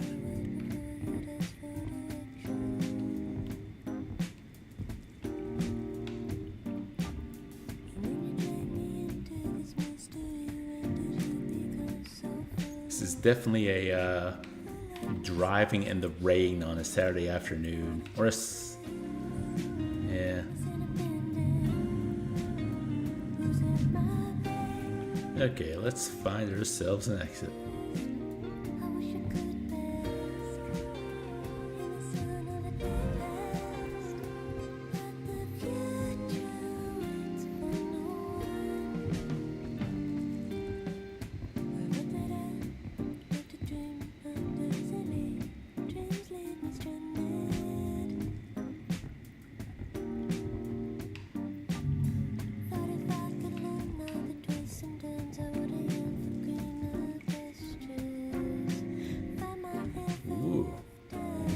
Crystals.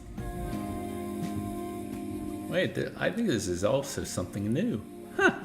Wow, you could really spend your time in here. Mind you, we're kind of just coming up to the end of the second hour of the stream, so like, this hasn't been too time consuming.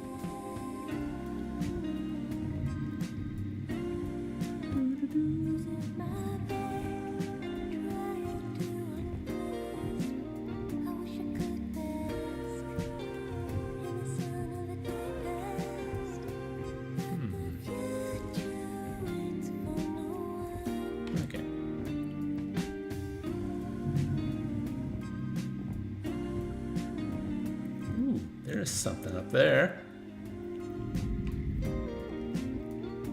Ooh.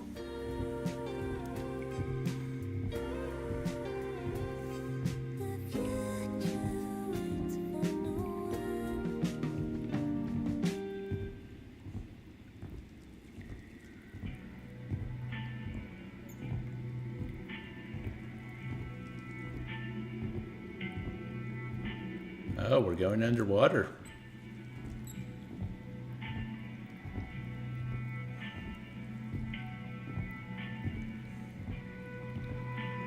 And there is a swing set. Sure. Oh, and we're not hearing music anymore. I guess that makes sense.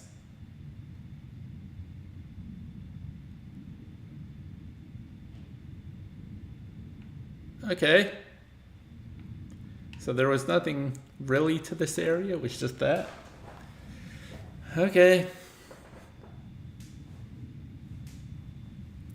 Do do do do.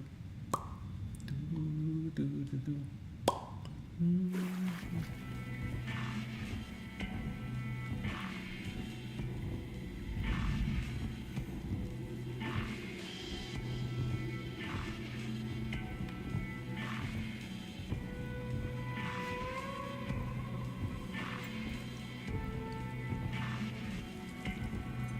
Oh no, I'm out of water.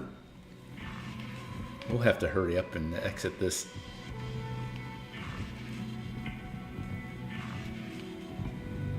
If I don't have water at least every 5 minutes, I will wither and die.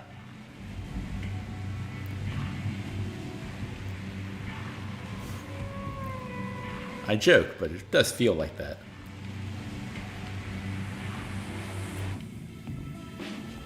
And yes, I pee like 40 times a day.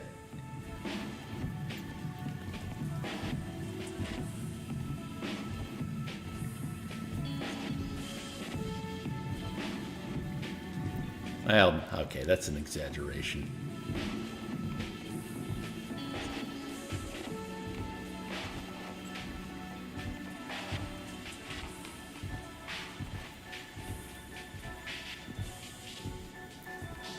Okay. Now where is the exit?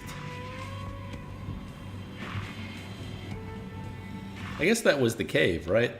Or was the cave the ice portal I went through?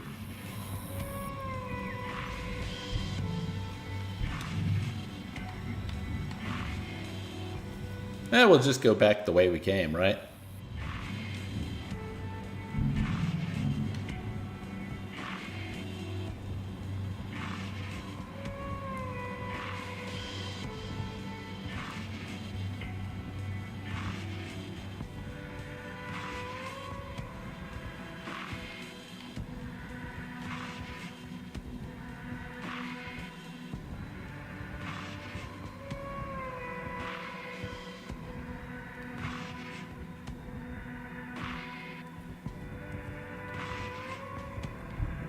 Thanks for listening to Some Awe. This program was made possible by grant funding for the arts and through the support of listeners like you. Think back to that invisible light from the Big Bang, redshifted far beyond red. The cosmic background radiation. Ancient photons, electromagnetic refugees fleeing from the moments when the very first atoms came to be. When the universe had cooled and spread enough for there to be disparity. Where there had been oneness, now there was matter and void. Now there was separation. Now there was light and there was darkness.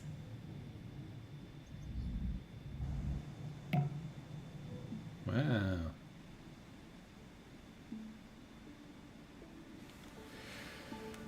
Well, that was part 2.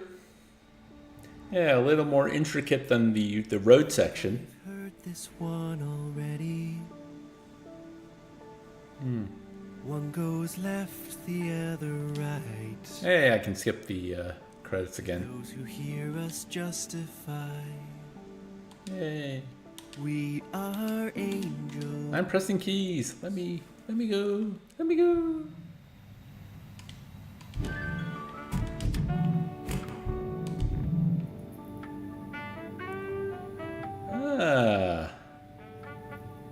Right, so there are four journeys. So I've done, I've started to fill Fridge 1 and Fridge 2. There must be different people in the park every time you visit as well. Huh.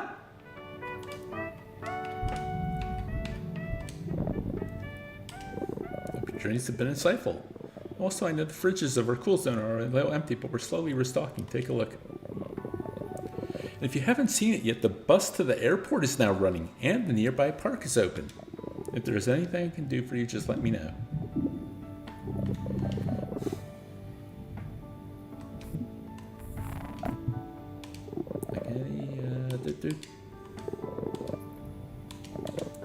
The highway or the railway, and now there's the airport terminal or the walk. So I probably should have done the railway before the walk, but hey. Each of these journeys brings their own flavor, their own feel, as well as many wonderful folks to meet along the way. Cool, so there's 2 left. Well, that's kind of cool. Okay. I wonder...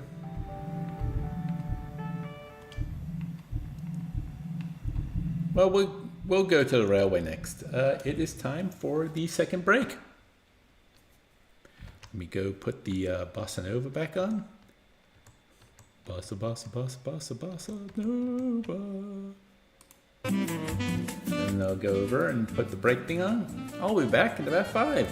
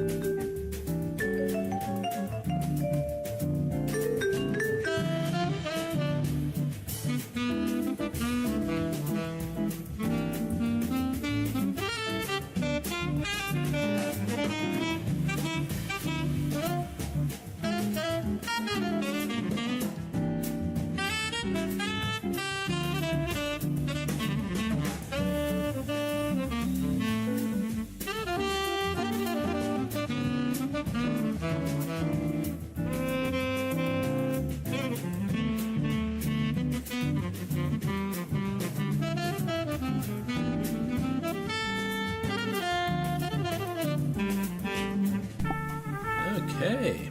Well, let's us go over to chat, back to Glitchhikers, and I guess we'll do one more today. I'd like to do the fourth one next time. Well, we'll see how quickly they go. Each one has, I guess they all average out to maybe an hour each, depending on how long you explore them. But yeah, we'll see. Okay, so we'll go to the railway. Each hiker you encounter on the railway will speak to you 3 times throughout the train, relocating further down to another car each time. You can end your journey early by getting off at any stop, or finish the trip by meeting up with the hikers you've spoken to 3 times in the cafe car at the front of the train. Ah. You can end a conversation early. Yep. Okay, cool.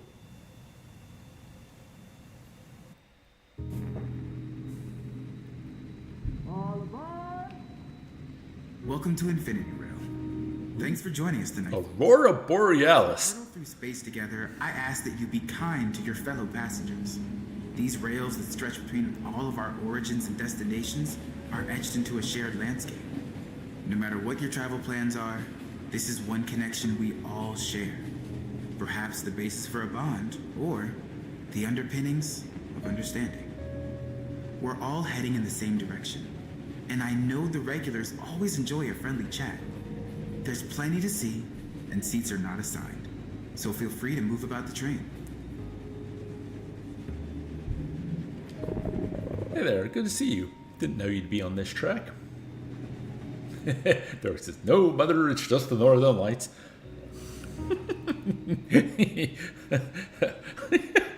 It's been memed to death, but it's still such a good bit. It's such a good little part of the episode. At this time of year, in this time of the country, localized entirely in your kitchen. Yes. May I see it? No. Nothing like a long train ride to gather your thoughts after a tiring day. A bunch of people are all on the same tracks, all of us on separate journeys, but journeying together. We're all headed in the same direction. Where are you headed? Someplace new. Off to see new sights and new sights, eh? There's a lot to see now. New folks to meet too. I like the train. You get to go somewhere, maybe even see someplace new, but you just get to sit and enjoy it. You're not in charge. The tracks just go in one direction. It's like reading a good book, just along for the ride. I read one once about 3 lovers navigating the seas together. They encountered sea monsters and mysterious islands and gods of the waves. What kind of sea monsters?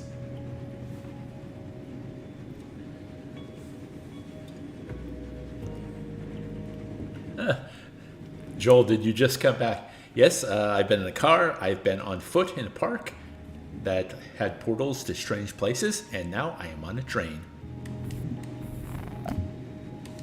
Monsters of jealousy, monsters of repression and neglect, monsters of loneliness vanquished by the power of love.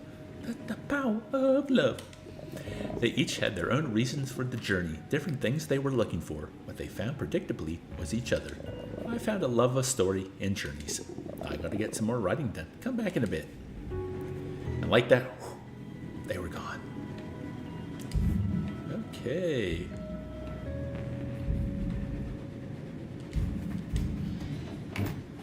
But which way is... Next stop, Lost Woods.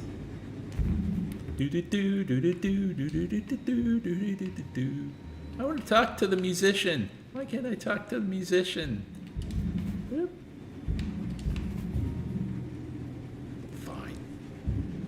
Fine. I will go to the next car.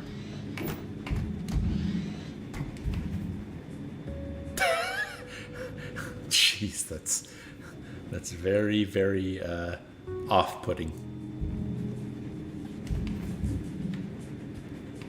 Oh, look, it's the dark face guy. I experienced something very difficult recently, and my thoughts are consumed by grief. Would you be open to talking about it? Yes, go ahead. Thank you. You can always let me know if you need to stop. I found an alley cat a while ago, curled up by a dumpster. A pall covered the alley, radiating out from her. What's wrong? I asked. She didn't answer right away, couldn't look at me. Actually, that might not be a guy. She was curled around something. Eventually, I realized what it was. A kitten, barely a week old. He hadn't survived the cold night. I guess got separated from his mom. Now she wouldn't let his little body go. So sad. And yet things like it happen all the time, all over the world. At Lost Woods. I see them every time. Death comes stoic, unflinching, and leaves us in its wake. I sat with the alley cat for 3 days while she wasted away. She still wouldn't say much to me. Finally, she was able to let him go, find a way to go on living herself. Do you want to talk about it? I asked. She didn't. You can't push those things. No, you can't make someone ready to share, force them to open up. You have to let them come to it at their own pace. Understand that they may never be able to talk about it. Some things are just too hard to share, even with those we're closest to. Ain't that the truth? We live in our own internal worlds, and sometimes you just can't bring others into that. Can't express everything we feel. Sometimes we need those feelings to be just our own. And for me personally, it's that feeling of not wanting to be a burden to other people because everyone has their own struggles. And of course, the fear of rejection, that if I confide in others, I may be berated for it. Things I'm working on overcoming. Sometimes we know that if we let something inside of us slip out, the dam will break. Everything pent up, let flowing out. Maybe it would be good for us, but we're just not ready. Sometimes we just need to be alone with our feelings.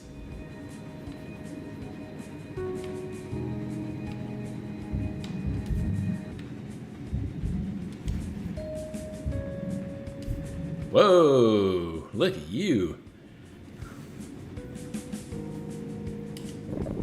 Another journey, another experience, another story. What do you think? Are these stories important to you? All stories are important. You're not wrong there, but think about it.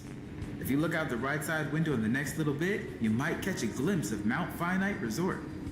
A little secluded paradise up in these mountains. But paradise can never go on forever. Oh, cool.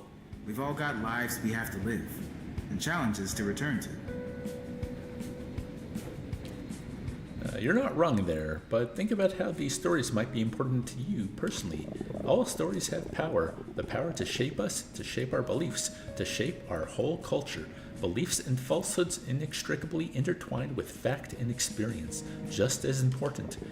Take the horned helmet, so ingrained in much of our imagery of the Vikings, our stories about them, so impractical in battle, never mind the fact that there is no evidence Vikings ever wore them. The Viking horned helmet was an invention of German costume designer Karl Emil Doppler for a performance of Wagner's Ring Cycle in the 1800s, taken from ancient German ceremonial headdresses. And then the image stuck, like Sherlock Holmes's famous cap. He never wore that in any of the illustrations of the stories. It was one of the actors in the first popular stage plays of the Holmes stories that wore that hat, and it stuck, and now we just Weeping Falls. think of that in terms of the Sherlock Holmes character. Dork says, every time I open Twitter on instinct, I go, oh right, X is the dumbest thing in the world. This site sucks. Yeah. Every day on Reddit, I read about like the latest thing that idiot has done. And it's like, wow. I haven't checked my Twitter in months. I can't bring myself to delete my account. Maybe one day I will, but for now, I'm just happy kind of having detached myself from that time sink. And just, it was so easy to get dragged into stuff that just dragged you down.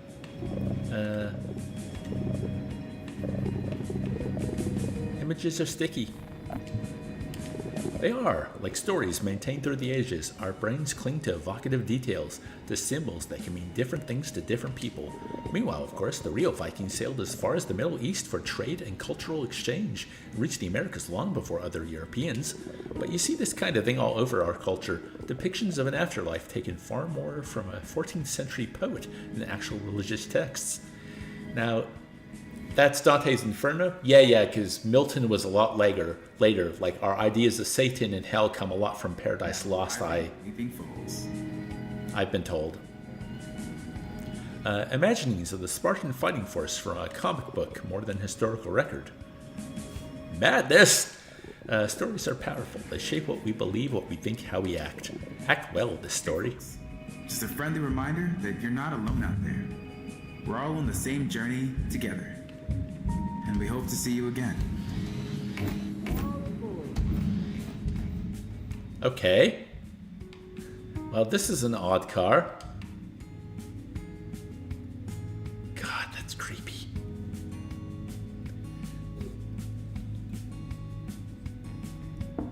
Oh, Ruth tells me it's probably best not to delete to protect your username, I guess.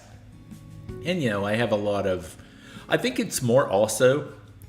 I have so much material on this channel specifically pointing towards my Twitter that I'm fine with it just not updating ever again. But I guess I'd still like it there, so it's not just a dead link or anything. And of course, I'm not going to go back through all my videos and either blur it on the video or remove it from the descriptions. That way lies madness. Man, that's weird.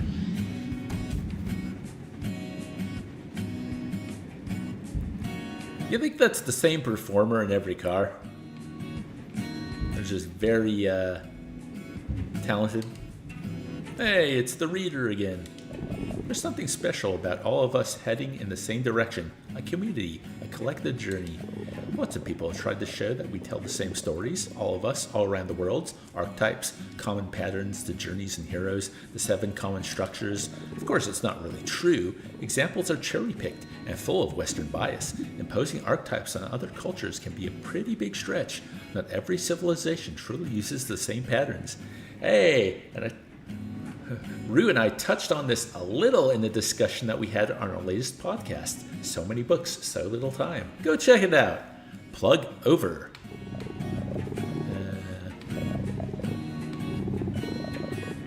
There could be a common pattern, but we haven't solved it yet. I suppose it could, if you abstract it enough. Apprehension Valley. Apprehension Valley? I think I understand what... No. I'm sure there's a good joke there. I suppose it could if you abstract enough, but we might lose the importance of nuance if we try too hard. History isn't made by solitary people on mythic journeys performing great acts. Yeah, but history is different than stories. It's made by the multitudes, the people who stand up or help each other, communities, and cascading decisions and culture.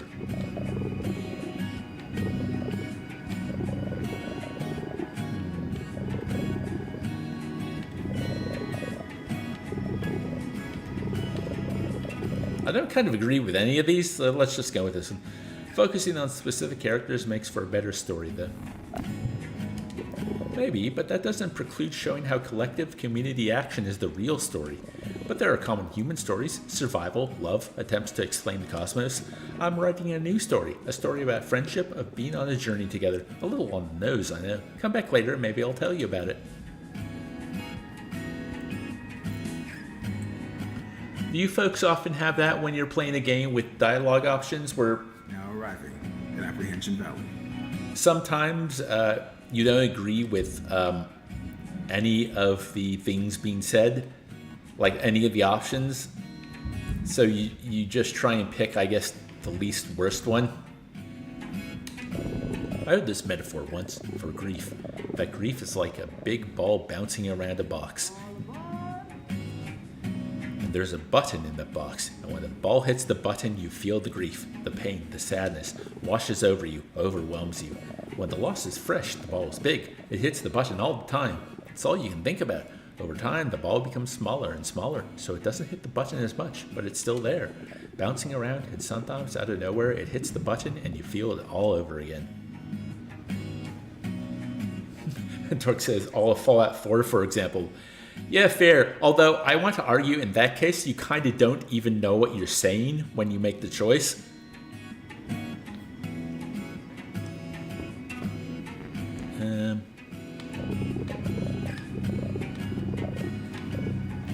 How often is your button it? Also, man, more games need the stay silent option. Not too often anymore, but I don't hide from it. I let myself sit with the grief when it comes, look for the good memories. We all lose a loved one at some point. Death eventually comes for everyone, but it's not just death. Maybe someone breaks up with you, or you're forced to cut someone out of your life. Those can cause just as much grief, just as much pain and loss. We mourn what we've lost because we mourn what we might have had, what experiences, what joys, what loves we might have yet shared, what journeys we might have gone on together. We mourn what they will miss too.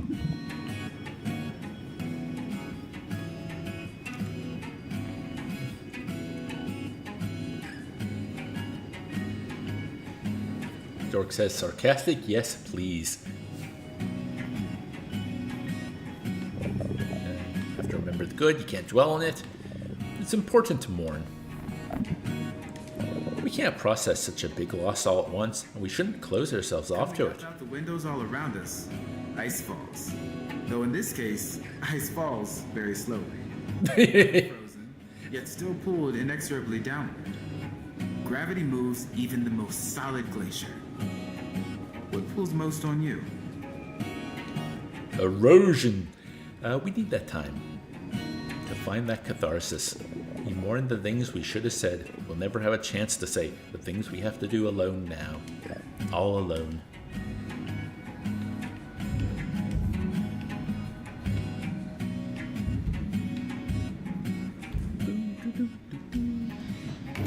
Do you know the joke of that dialogue system? The options are always yes, yes, no, sarcastic, yes.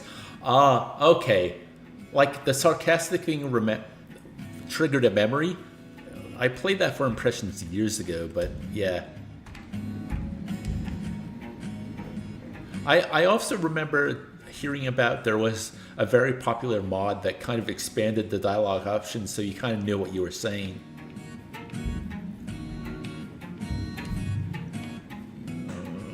Yeesh. I believe this is an important journey for you. Why did you decide to speak with me? You were here.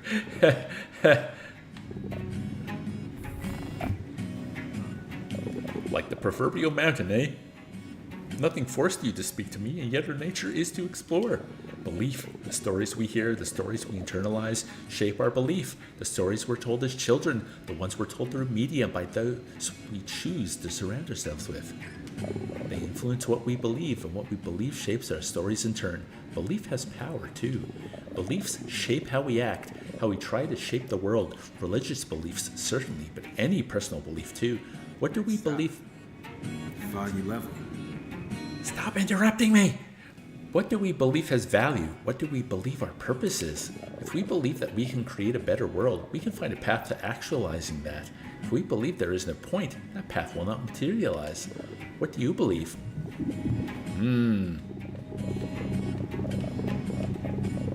I do believe a better world is possible. It says, that's usually what people go with these days, dang kids and their mods and non-developer intended enjoyment. Yeah, I don't play much with mods because, like you, I like to have the intended experience. But like for my personal Civ 6 games now, I have a few quality of life mods. They're very helpful. I believe so too. We must have hope for the future, even if it is couched in skepticism or despair becomes the only path. Perhaps our beliefs literally shape the universe, or the beliefs of some gods, some creators somewhere. Does gravity only work because we subconsciously needed an explanation for why we were stuck on the ground? Of course not, but maybe. I like that idea. Foggy level. The idea that the world is, at least partially, the world is the way it is because of shared belief that this is the way the world needs to be.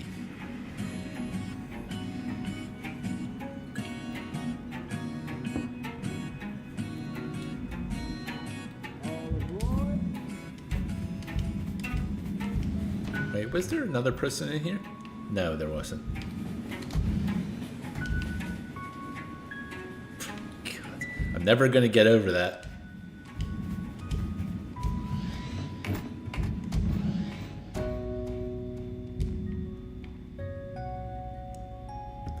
I can see the edges of the universe. It's all polygons.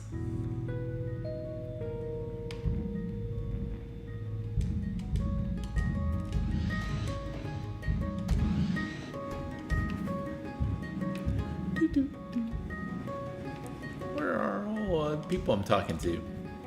Ah, there they are. I met them one day when I was getting away from my parents, down at the water. We became fast friends, playing games of make-believe, telling each other stories of sea monsters and gods. One day we found a secret island out in the water. When we were there, it seemed like time stood still. We'd play for hours and hours, or sit quietly and dream as the stars rose and fell. And when we came home, no one had missed us. Is this the story you're writing? Does writing it make it real, or was it real already? I'm not sure. Some folks you like, you enjoy their company, you're good friends, but they still take energy to be with. You get tired eventually, you need a break. But they were so easy to hang out with. We could talk for hours or sit in silence. There were no expectations, no demands, no hurt feelings or drama, just existing together. You ever have one of those friends who takes no energy at all to be with, who you can enjoy just being around, even if you're not doing something together? Yeah, I'm lucky enough to have a couple of those, maybe more than a couple. Hold on to those friendships if you can. They are ones that can last forever, bonds that hold the universe together. It's one of the reasons I'm writing this. We all need a connection of some kind, and those connections are out there. The stories are out there waiting to be heard. We're not solitary creatures. We're on this journey of life together.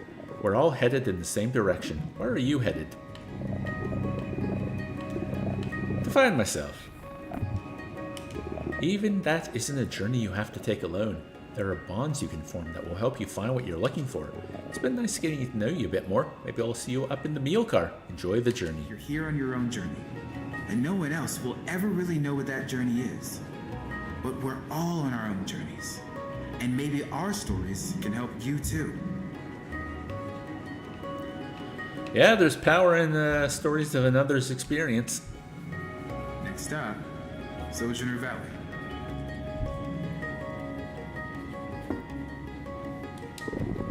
Did I tell you I lost a brother? Suicide, right? Yeah, it seems so pointless. A needless death. Maybe it could have been prevented, but he had his demons. I don't know. We'd been so close once. The worst part. Yeah, I'm gonna wait. We hadn't spoken in a little while. Just drifted apart for a spell, as happens sometimes, and then suddenly it was too late. We'd never speak again. I'd meant to reconnect, to reach out. Maybe things would have been different if I had. I'm sorry. Yeah, thanks. It's been a long time now. Mostly life goes on. Sometimes days go by when I don't think about him, and then it hits me all over again. Grief, regret, loss. We all live with these things. We all have to. We'll find a way.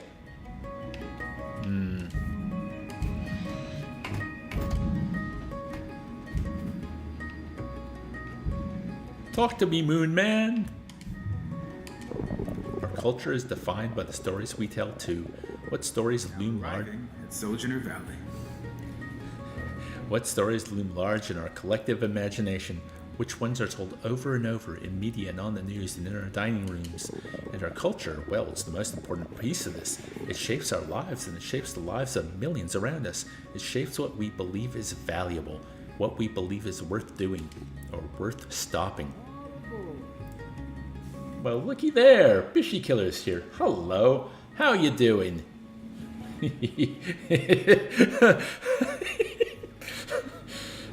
That's an in-joke, ladies and gentlemen. Oh, it would take too long to explain, and it's kind of embarrassing too. The rain. You have those friends that you just have the stupidest in-jokes with. Stupid because they're hilarious and they're great, but if you're trying to include anyone else, it just falls flat and you feel like a dingus. It is defined not just by our old myths, our ancient stories, our cultural heritages, but also our new myths, our movies, our obsession with celebrity gossip, social media, propaganda. The whole new world! Artists are important for helping to shape and interrogate our culture. Yeah, Box is one too. Yes, artists of all kinds shape our culture and thus our beliefs, our actions. Stories have power. culture shapes our lives, and we so often find our culture divided. Technology, niche communities, echo chambers, giving rise to cultures directly opposed, even as they live next door. But the stories we tell can also help keep our cultures alive, maintaining shared values through time, or when surrounded by a society that seeks to assimilate our lives. Community and identity defined by and maintained by the stories we tell. Stories have staying power. Have you learned something from these stories?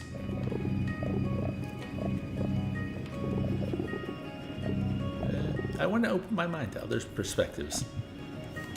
Perhaps only by truly understanding. Keep vigil at the window to our left to catch a glimpse of the old decommissioned Cosmic Memorial Bridge. For decades, workers toiled to span the valley, believing that once their work was complete, the future would come. The future did come, but all too soon it left the bridge behind. And now all that remains are memories. There's meaning here, I just know it.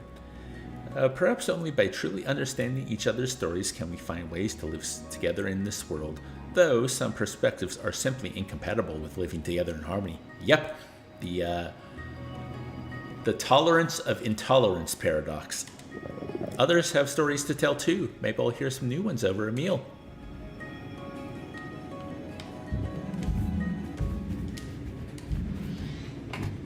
Hi folks, the cafe is closed now, but the Infinity Rail Lounge is always open. Get your friends and traveling buddies to meet you up front, and when you're ready, take a seat and see this journey through in style with your fellow passengers.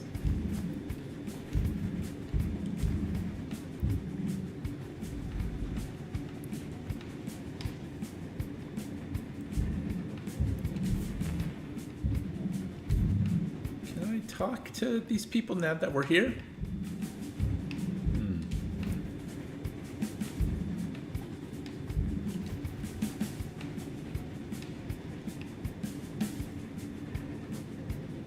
Next stop, Infinity's Edge. Is it going to turn into 2001: A Space Odyssey now?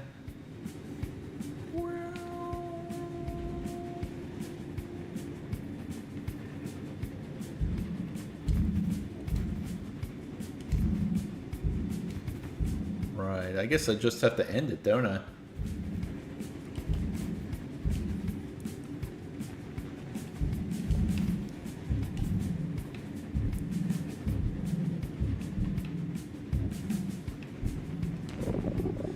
Everyone truly does experience parts of the same journey, the same things we all have to deal with. I love seeing all these stories come together in one place. It's good to see you all. This will make for a good story someday. Thanks for joining us tonight.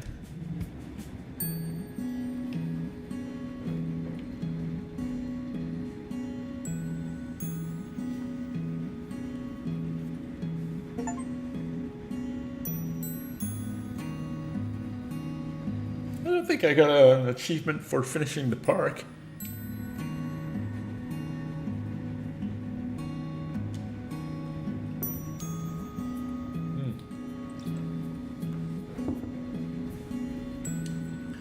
Well, that was even quicker than the car. So maybe I can do the airplane. Yeah, let's try that. Yeah, looky there.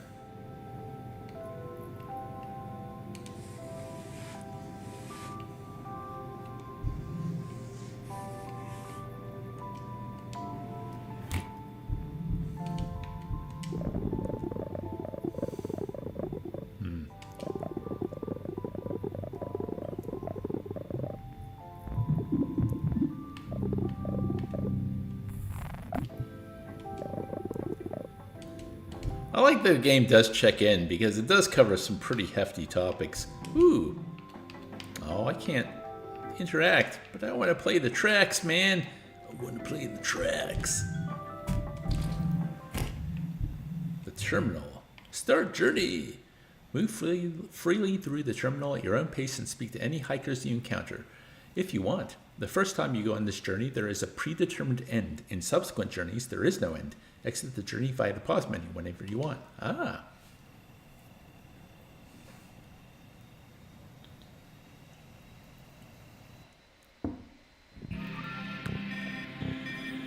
Well, we'll play till the end of the airport terminal.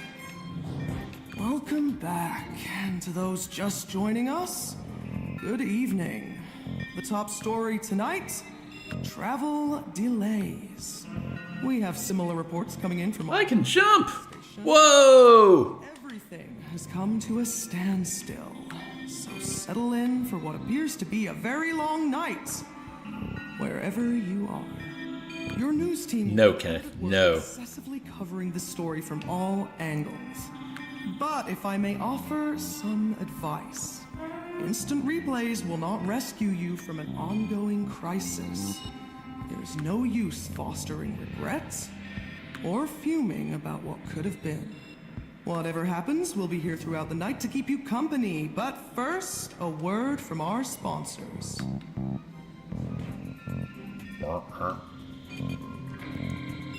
So there's ghosts in the machine.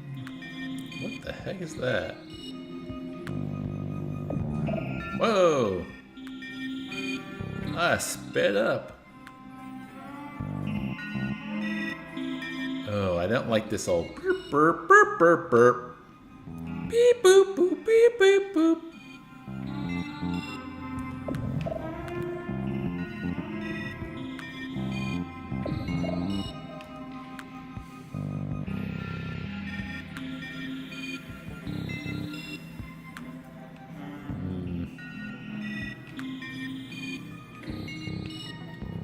Ah! Back up I go.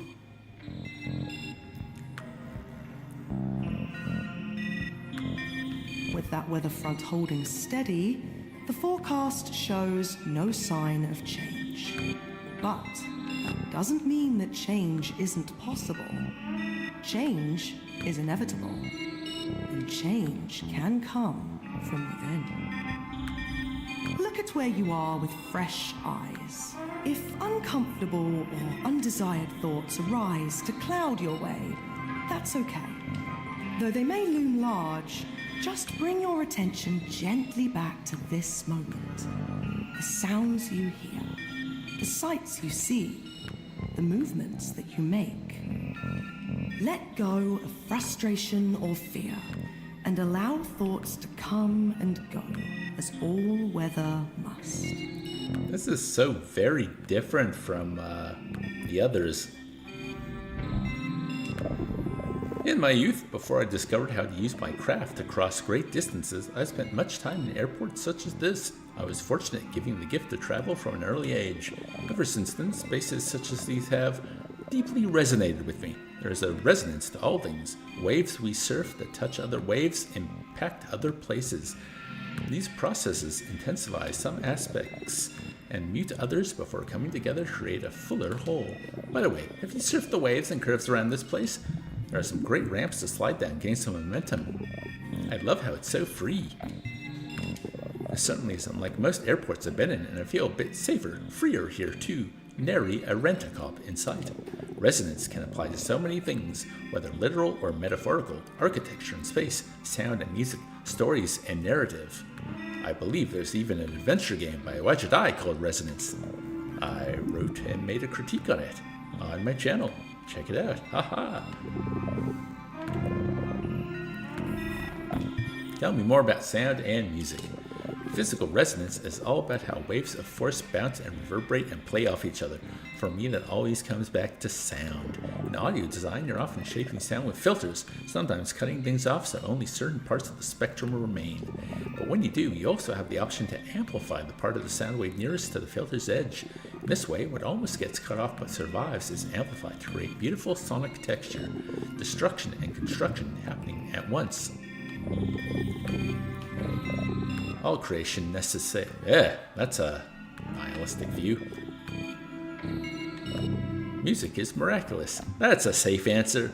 It is. Pure tones are a necessary byproduct of physical laws, but we have learned to harness them. Further, we created many additional structures and entire musical languages just to facilitate our play with these tones, which taken together help us appreciate these sonic phenomena in remarkable ways. Hums a note. Tell me more about stories and narrative. Resonance in storytelling, of course, is about trying to create or shape waves of meaning and experience that will impact the audience's body and mind. The words or ideas resonating with something inside of you, bouncing around in your mind or your heart long after you finish the story. An idea is presented early in the story, then partway through another, then a third, all building structure around something profound. Then at the climax or conclusion, a final thought. Like a harmonic chord, all the previous ideas ring out again, bringing it all together. Resonance is a way to understand how stories impact us so much even when they don't happen to us. Stories create empathy, and thus let us resonate with each other too. Hums a note. We can move on. Resonance is a physical mechanism around how waves of sound are shaped, honed, or filtered by their travels through spaces. And the same can be said of all of us, a metaphysical mechanism around how waves of influence are shaped, honed, or filtered. Ideas, culture, even our understanding of our own selves are shaped by the spaces we travel through, by the structures built around us that we accept or try to break through. And if we are lucky, we find something in this world that truly resonates with us. Hums a final note, turning into a chord. What do you most resonate with?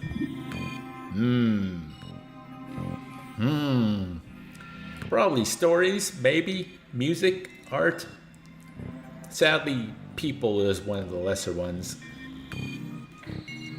I really like people, but yeah, I'm an introvert by nature.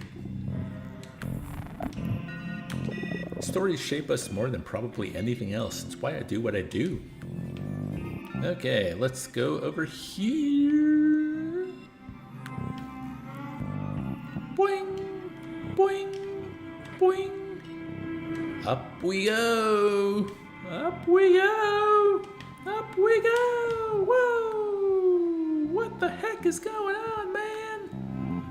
Whoa. You can achieve your goals by letting go.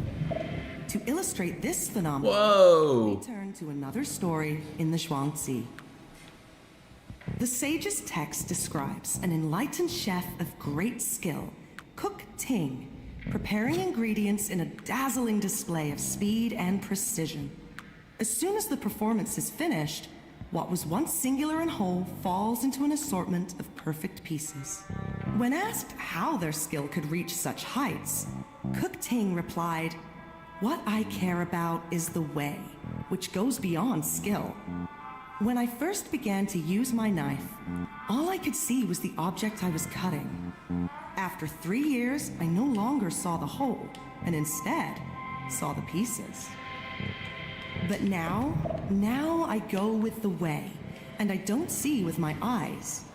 Perception, judging, and understanding stop, and spirit moves me where it wants. I guide the knife through the openings and trace the structures as they are, instead of focusing on how they could be. Great changes do not always require great effort, and breakthroughs are not always the result of blunt force. Trace the possibility space as it is, to find your way forward." That's, something I've learned in my life as well. Like everything, there's exceptions, or, this is just one perspective, but like the idea that resistance means you're going the wrong way. The idea that, the funny thing is the way I'm putting it isn't quite right. It's not what I really mean, but it's that idea that, success or skill should be effortless. And maybe it does take time to get there, or time to grow enough to approach such a place within yourself.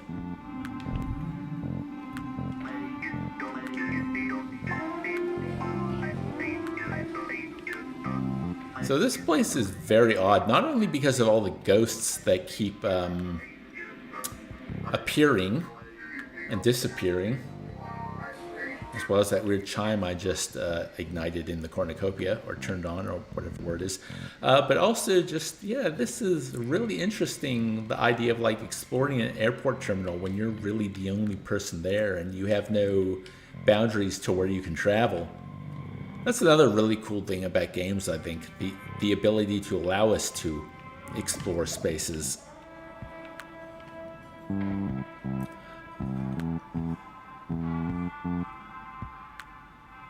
Like when I was doing the Ukraine bundle, it was supposed to be a horror game, and it wasn't that well made, and I didn't play much of it, but just the fact that you were like in an abandoned mall or a mall after dark, just the idea of exploring a shopping mall when no one else is there was a really interesting premise. That's got to be part of like the appeal of Dead Rising as well, right? It's like exploring a mall on your own. I mean, it is populated by zombies, yes, but, you know.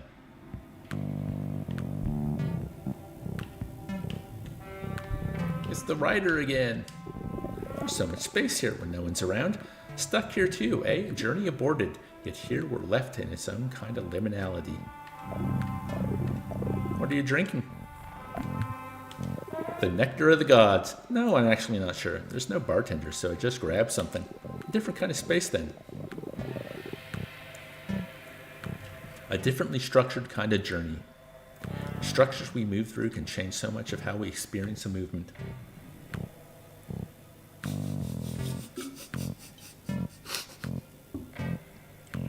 Kenneth says we could LARP an abandoned mall at Aussie Fair on a Sunday afternoon. Australia Fair is, it used to be one of the prominent malls on the Gold Coast. And granted, I have not been there for a very long time. We're talking years. But the last time I went, actually the last few times I went for pretty much the last decade, that place is a ghost town. Like they built up some infrastructure around the mall itself. Like there's, sections with really, really nice restaurants and bars and all this kind of stuff. But still, Aussie Fair itself, oh boy. It probably is busy on the weekends at least, right? Right? Enough people live in Southport.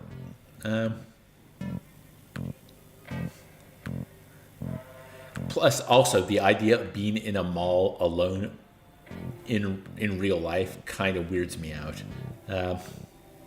But, in a game space, again, it's not real. A different kind of space then, a differently structured kind of journey.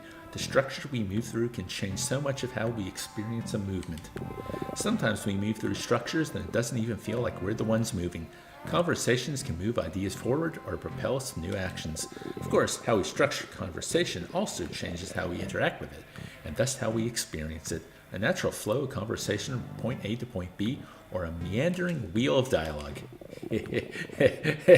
That's the ADHD way, a meandering wheel of dialogue. I got stuck like this once, as a kid, lost in a store that had closed. What do you mean conversation structure? Well, look at any game you played. Does dialogue flow boldly forward without looking back, or do you return again and again to ask a series of questions, get the expedition you need? It's the same in real life. Does something you say create a whole new branch of conversation? Do you ever get back to the original point, or is the tangent the new conversation? Conversation is the structure in which we interact with one another. Is it formal, friendly, boiling over with in-jokes or references? Hey, will the animals in aisle 4 ever stop gossiping?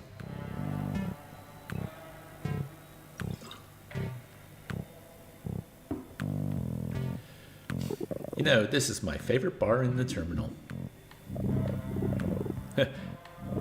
I like talking to people, getting to know them. See, that's the problem. I do like talking to people. I don't like talking about myself. I like listening to people, and I like conversation, but also people scare me.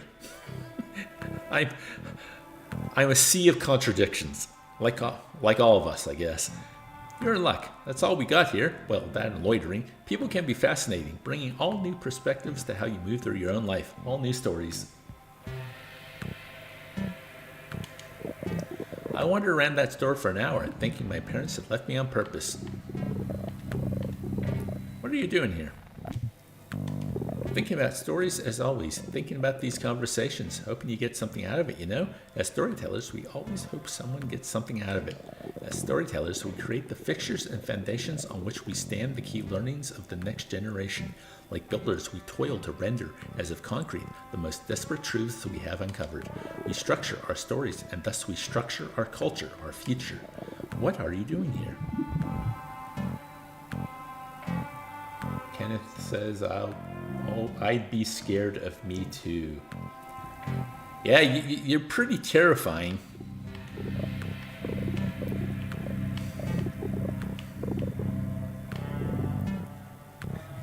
Especially when it comes to bags of chips. Sitting with my thoughts. Mindfulness. This space is good for that. Let your thoughts ping off of whatever you find. But what are you really doing here?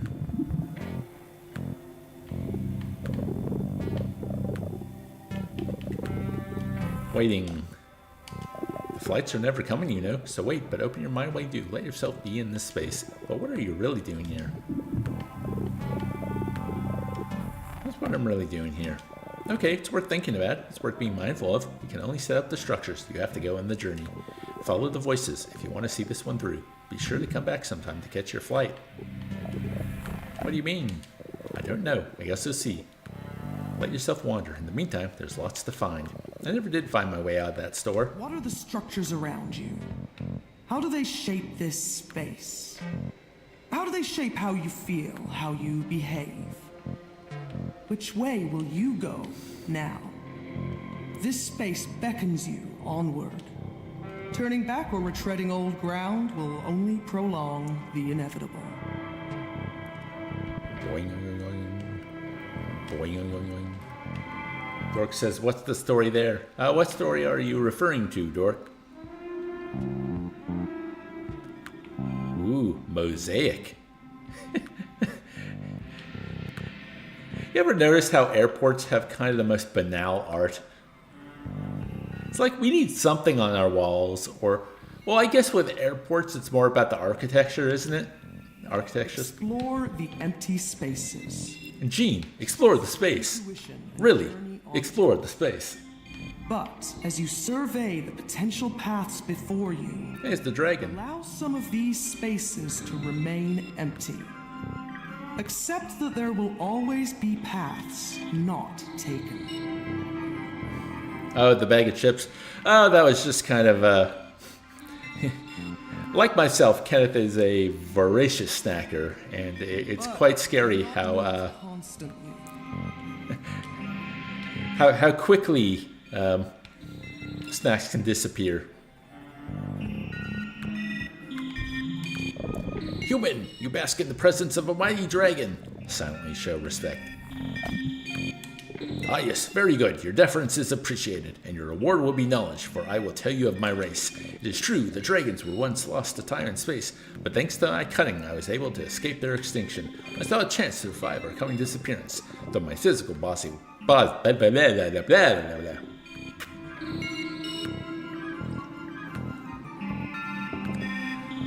I've got a huge bag of chips right here. That's right. He went to Costco and he bought just the hugest bag of chips and lots of other interesting looking snacks as well. Perhaps we should partake in those chips very soon. Though my physical body was lost, I launched my consciousness fully into a quantum computational dimension where I endured the eternities since. For a while, when I came here, I existed solely in what you call the internet. With so many caves in this world that would make excellent lairs, your online spelunking communities post high-quality maps and many pictures. Welcome back to the Dave Snack Hour. I was about to say Snave Dak Hour.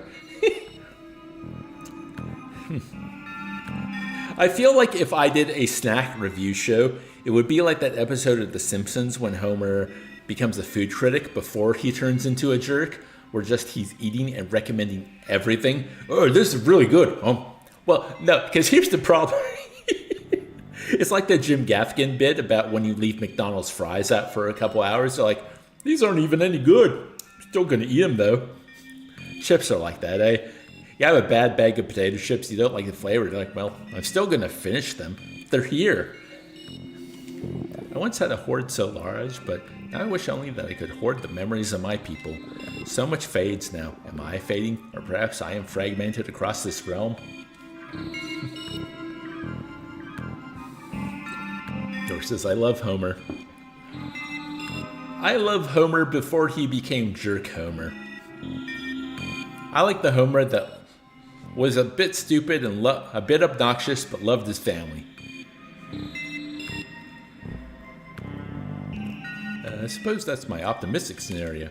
The wave functions have collapsed and there's no going back. No isentropic processes remain. I am riding the arrow of time. That's a nice sentence. Just as you are. I cannot lose those memories. They are all that is left of my people or me. Share the load. Well, looky here, we're almost at 3 hours. I don't know how much is left of this airport terminal. Oh, hello. Have we met before? You look so familiar. Yes, we have met before. Oh, wonderful. It's nice to see a familiar face, then. I've been so preoccupied by my own thoughts and memories. They are all that is left of my people or me. I want to cling to this conversation. For the moment, it grounds me. But I already feel it slipping. You know what? Let's hurry this up. I should go. Nice. Have I been rambling? I'm sorry. I cannot remember sometimes how long it has been. Oh, he's kind of fading, isn't he? I feel sad. Oh, it's the little guy. Oh, wait, no, this is a new character. 5-star circle pulled ever inward, lashes of plasma pulled off into a vortex. Worlds crumble, the maelstrom felt across the void, dimensions collapsing in the shock. The future calls, it's all we have to look forward to. It's all that matters. What about the present? It is but a blink of time. It too quickly becomes the past. We look ever forward to what is the next moment, to the future. People will become mired in what no longer matters, stuck in the past, painting it with nostalgia. Blech. Kill the past, look only to the future.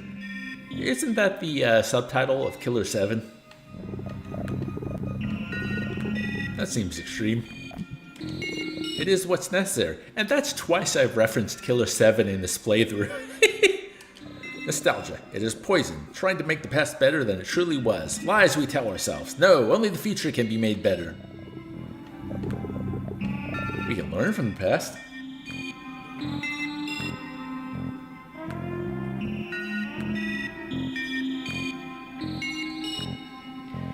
Dirk's talking about having to filter subreddits. Oh, what's even worse is, because I like to trawl the main page, and you go into like just a post of a random subreddit just because the post seems interesting. And maybe it is, maybe it isn't. But after that, when you go back to your page, Reddit will start recommending these more posts from the subs you visited. And often, they're subs I want no part of.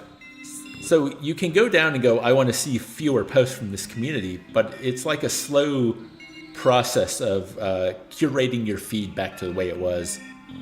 Kind of like when you click on or watch part of a YouTube video that you really don't want to see anything more like that, but then your recommends until you kind of say, don't show me these things, is just junk for a while. I don't want to. Doorways will open to new worlds, paths to new dooms and new salvations. Energies flow from dimensions unseen as stars converge.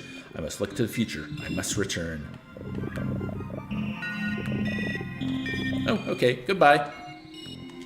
I mustn't look backwards.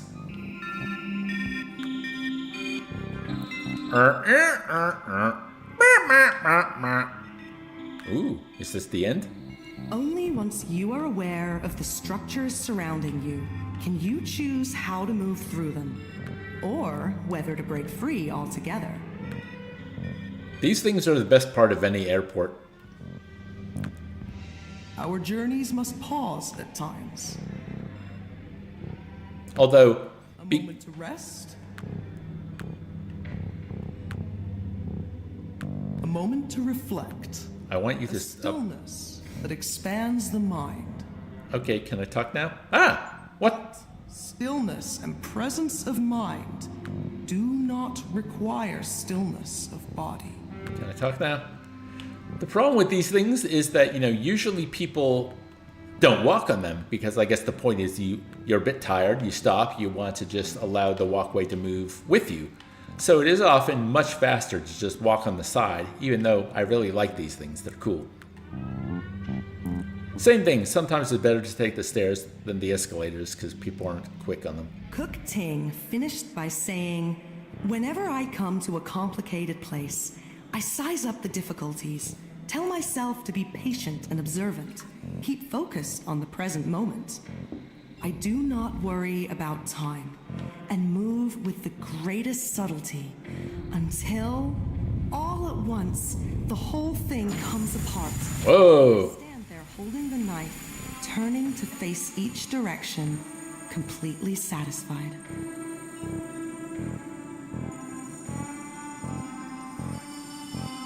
What?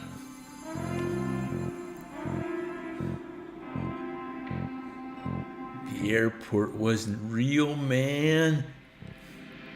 We're in the void, man.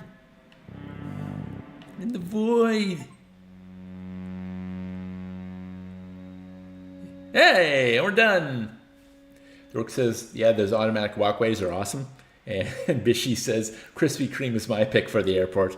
Well, I don't know. Maybe Cinnabon more than Krispy Kreme. I also love in the duty-free shops or the convenience stores, you can buy these giant bags of beef jerky. Before 9/11 and, how airport security and all the rules got really weird and stupid, I never used to like airplane food. And I would travel, to between America and Australia all the time. And it's a long flight.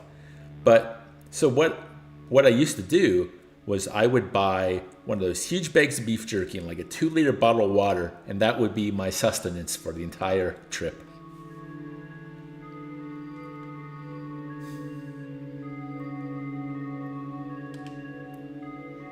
Airport's so stupid now. I haven't been on a plane since 2015. I have no real desire. Well, to be honest, I've always, like at the start of this stream, I talked about how I have a low-level anxiety when I'm driving these days. I've always had an anxiety about when planes take off and land. It was always like if something goes wrong, this is the end. I just kind of preparing myself for how tumultuous it could be. Oh, classic mode, eh? Infinite drive, the highway, the path, the railway, the terminal, and the busker. Hi there, nice night out here. I've seen you on the train, yeah? It's a good gig, taking a break now, though. I like your music. Oh, thanks. I burned some CDs at the internet cafe, but I don't have any on me. Music's an important part of my life, but it's always tough when you make a hobby into a career. You need a new hobby or something else to change things up. I get involved. Important causes and things, community organizing, protests against fascism. There's a reason I wear a mask. Music's still my main gig. Navigating the waters of being an artist in late capitalism. You know how it is. Digital, vinyl, busking, selling. These are the things I think about. Stop by if you want my take.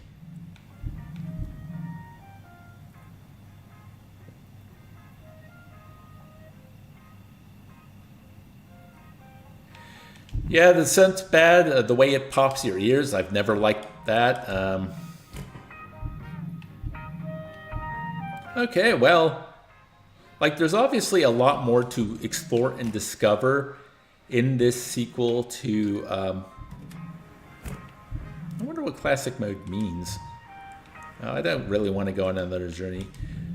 Yeah, as I said, every journey you'll probably meet new hitchhikers, and they'll probably have new things they say, and you probably talk to them about different things.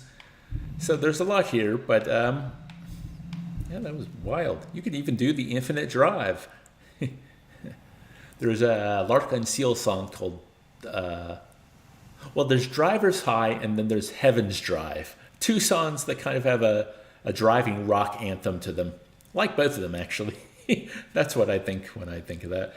Okay, maybe I should Alt F4 this and we'll wrap up. Yeah, it's weird, isn't it, Dork? The miracle of flying, it's so miraculous as well, but there's just something about the experience that is at least unnerving. Have I played The Long Drive? That would be a hilarious stream. Well, I'll look into it and we'll see. But I hope you folks enjoyed it. I actually really did. Like, in terms of a sequel to the original Glitchhikers, that is fantastic. Like, I wonder how much more is there. And also because those journeys are so small and self-contained, it feels like, if you just are in the mood for that kind of vibe and that kind of mood, you can just spend an hour, or even less, of course, and find something. Yeah. Really good work. I'm very happy about the way that went. I'm happy you all kept me company. I hope you enjoyed it.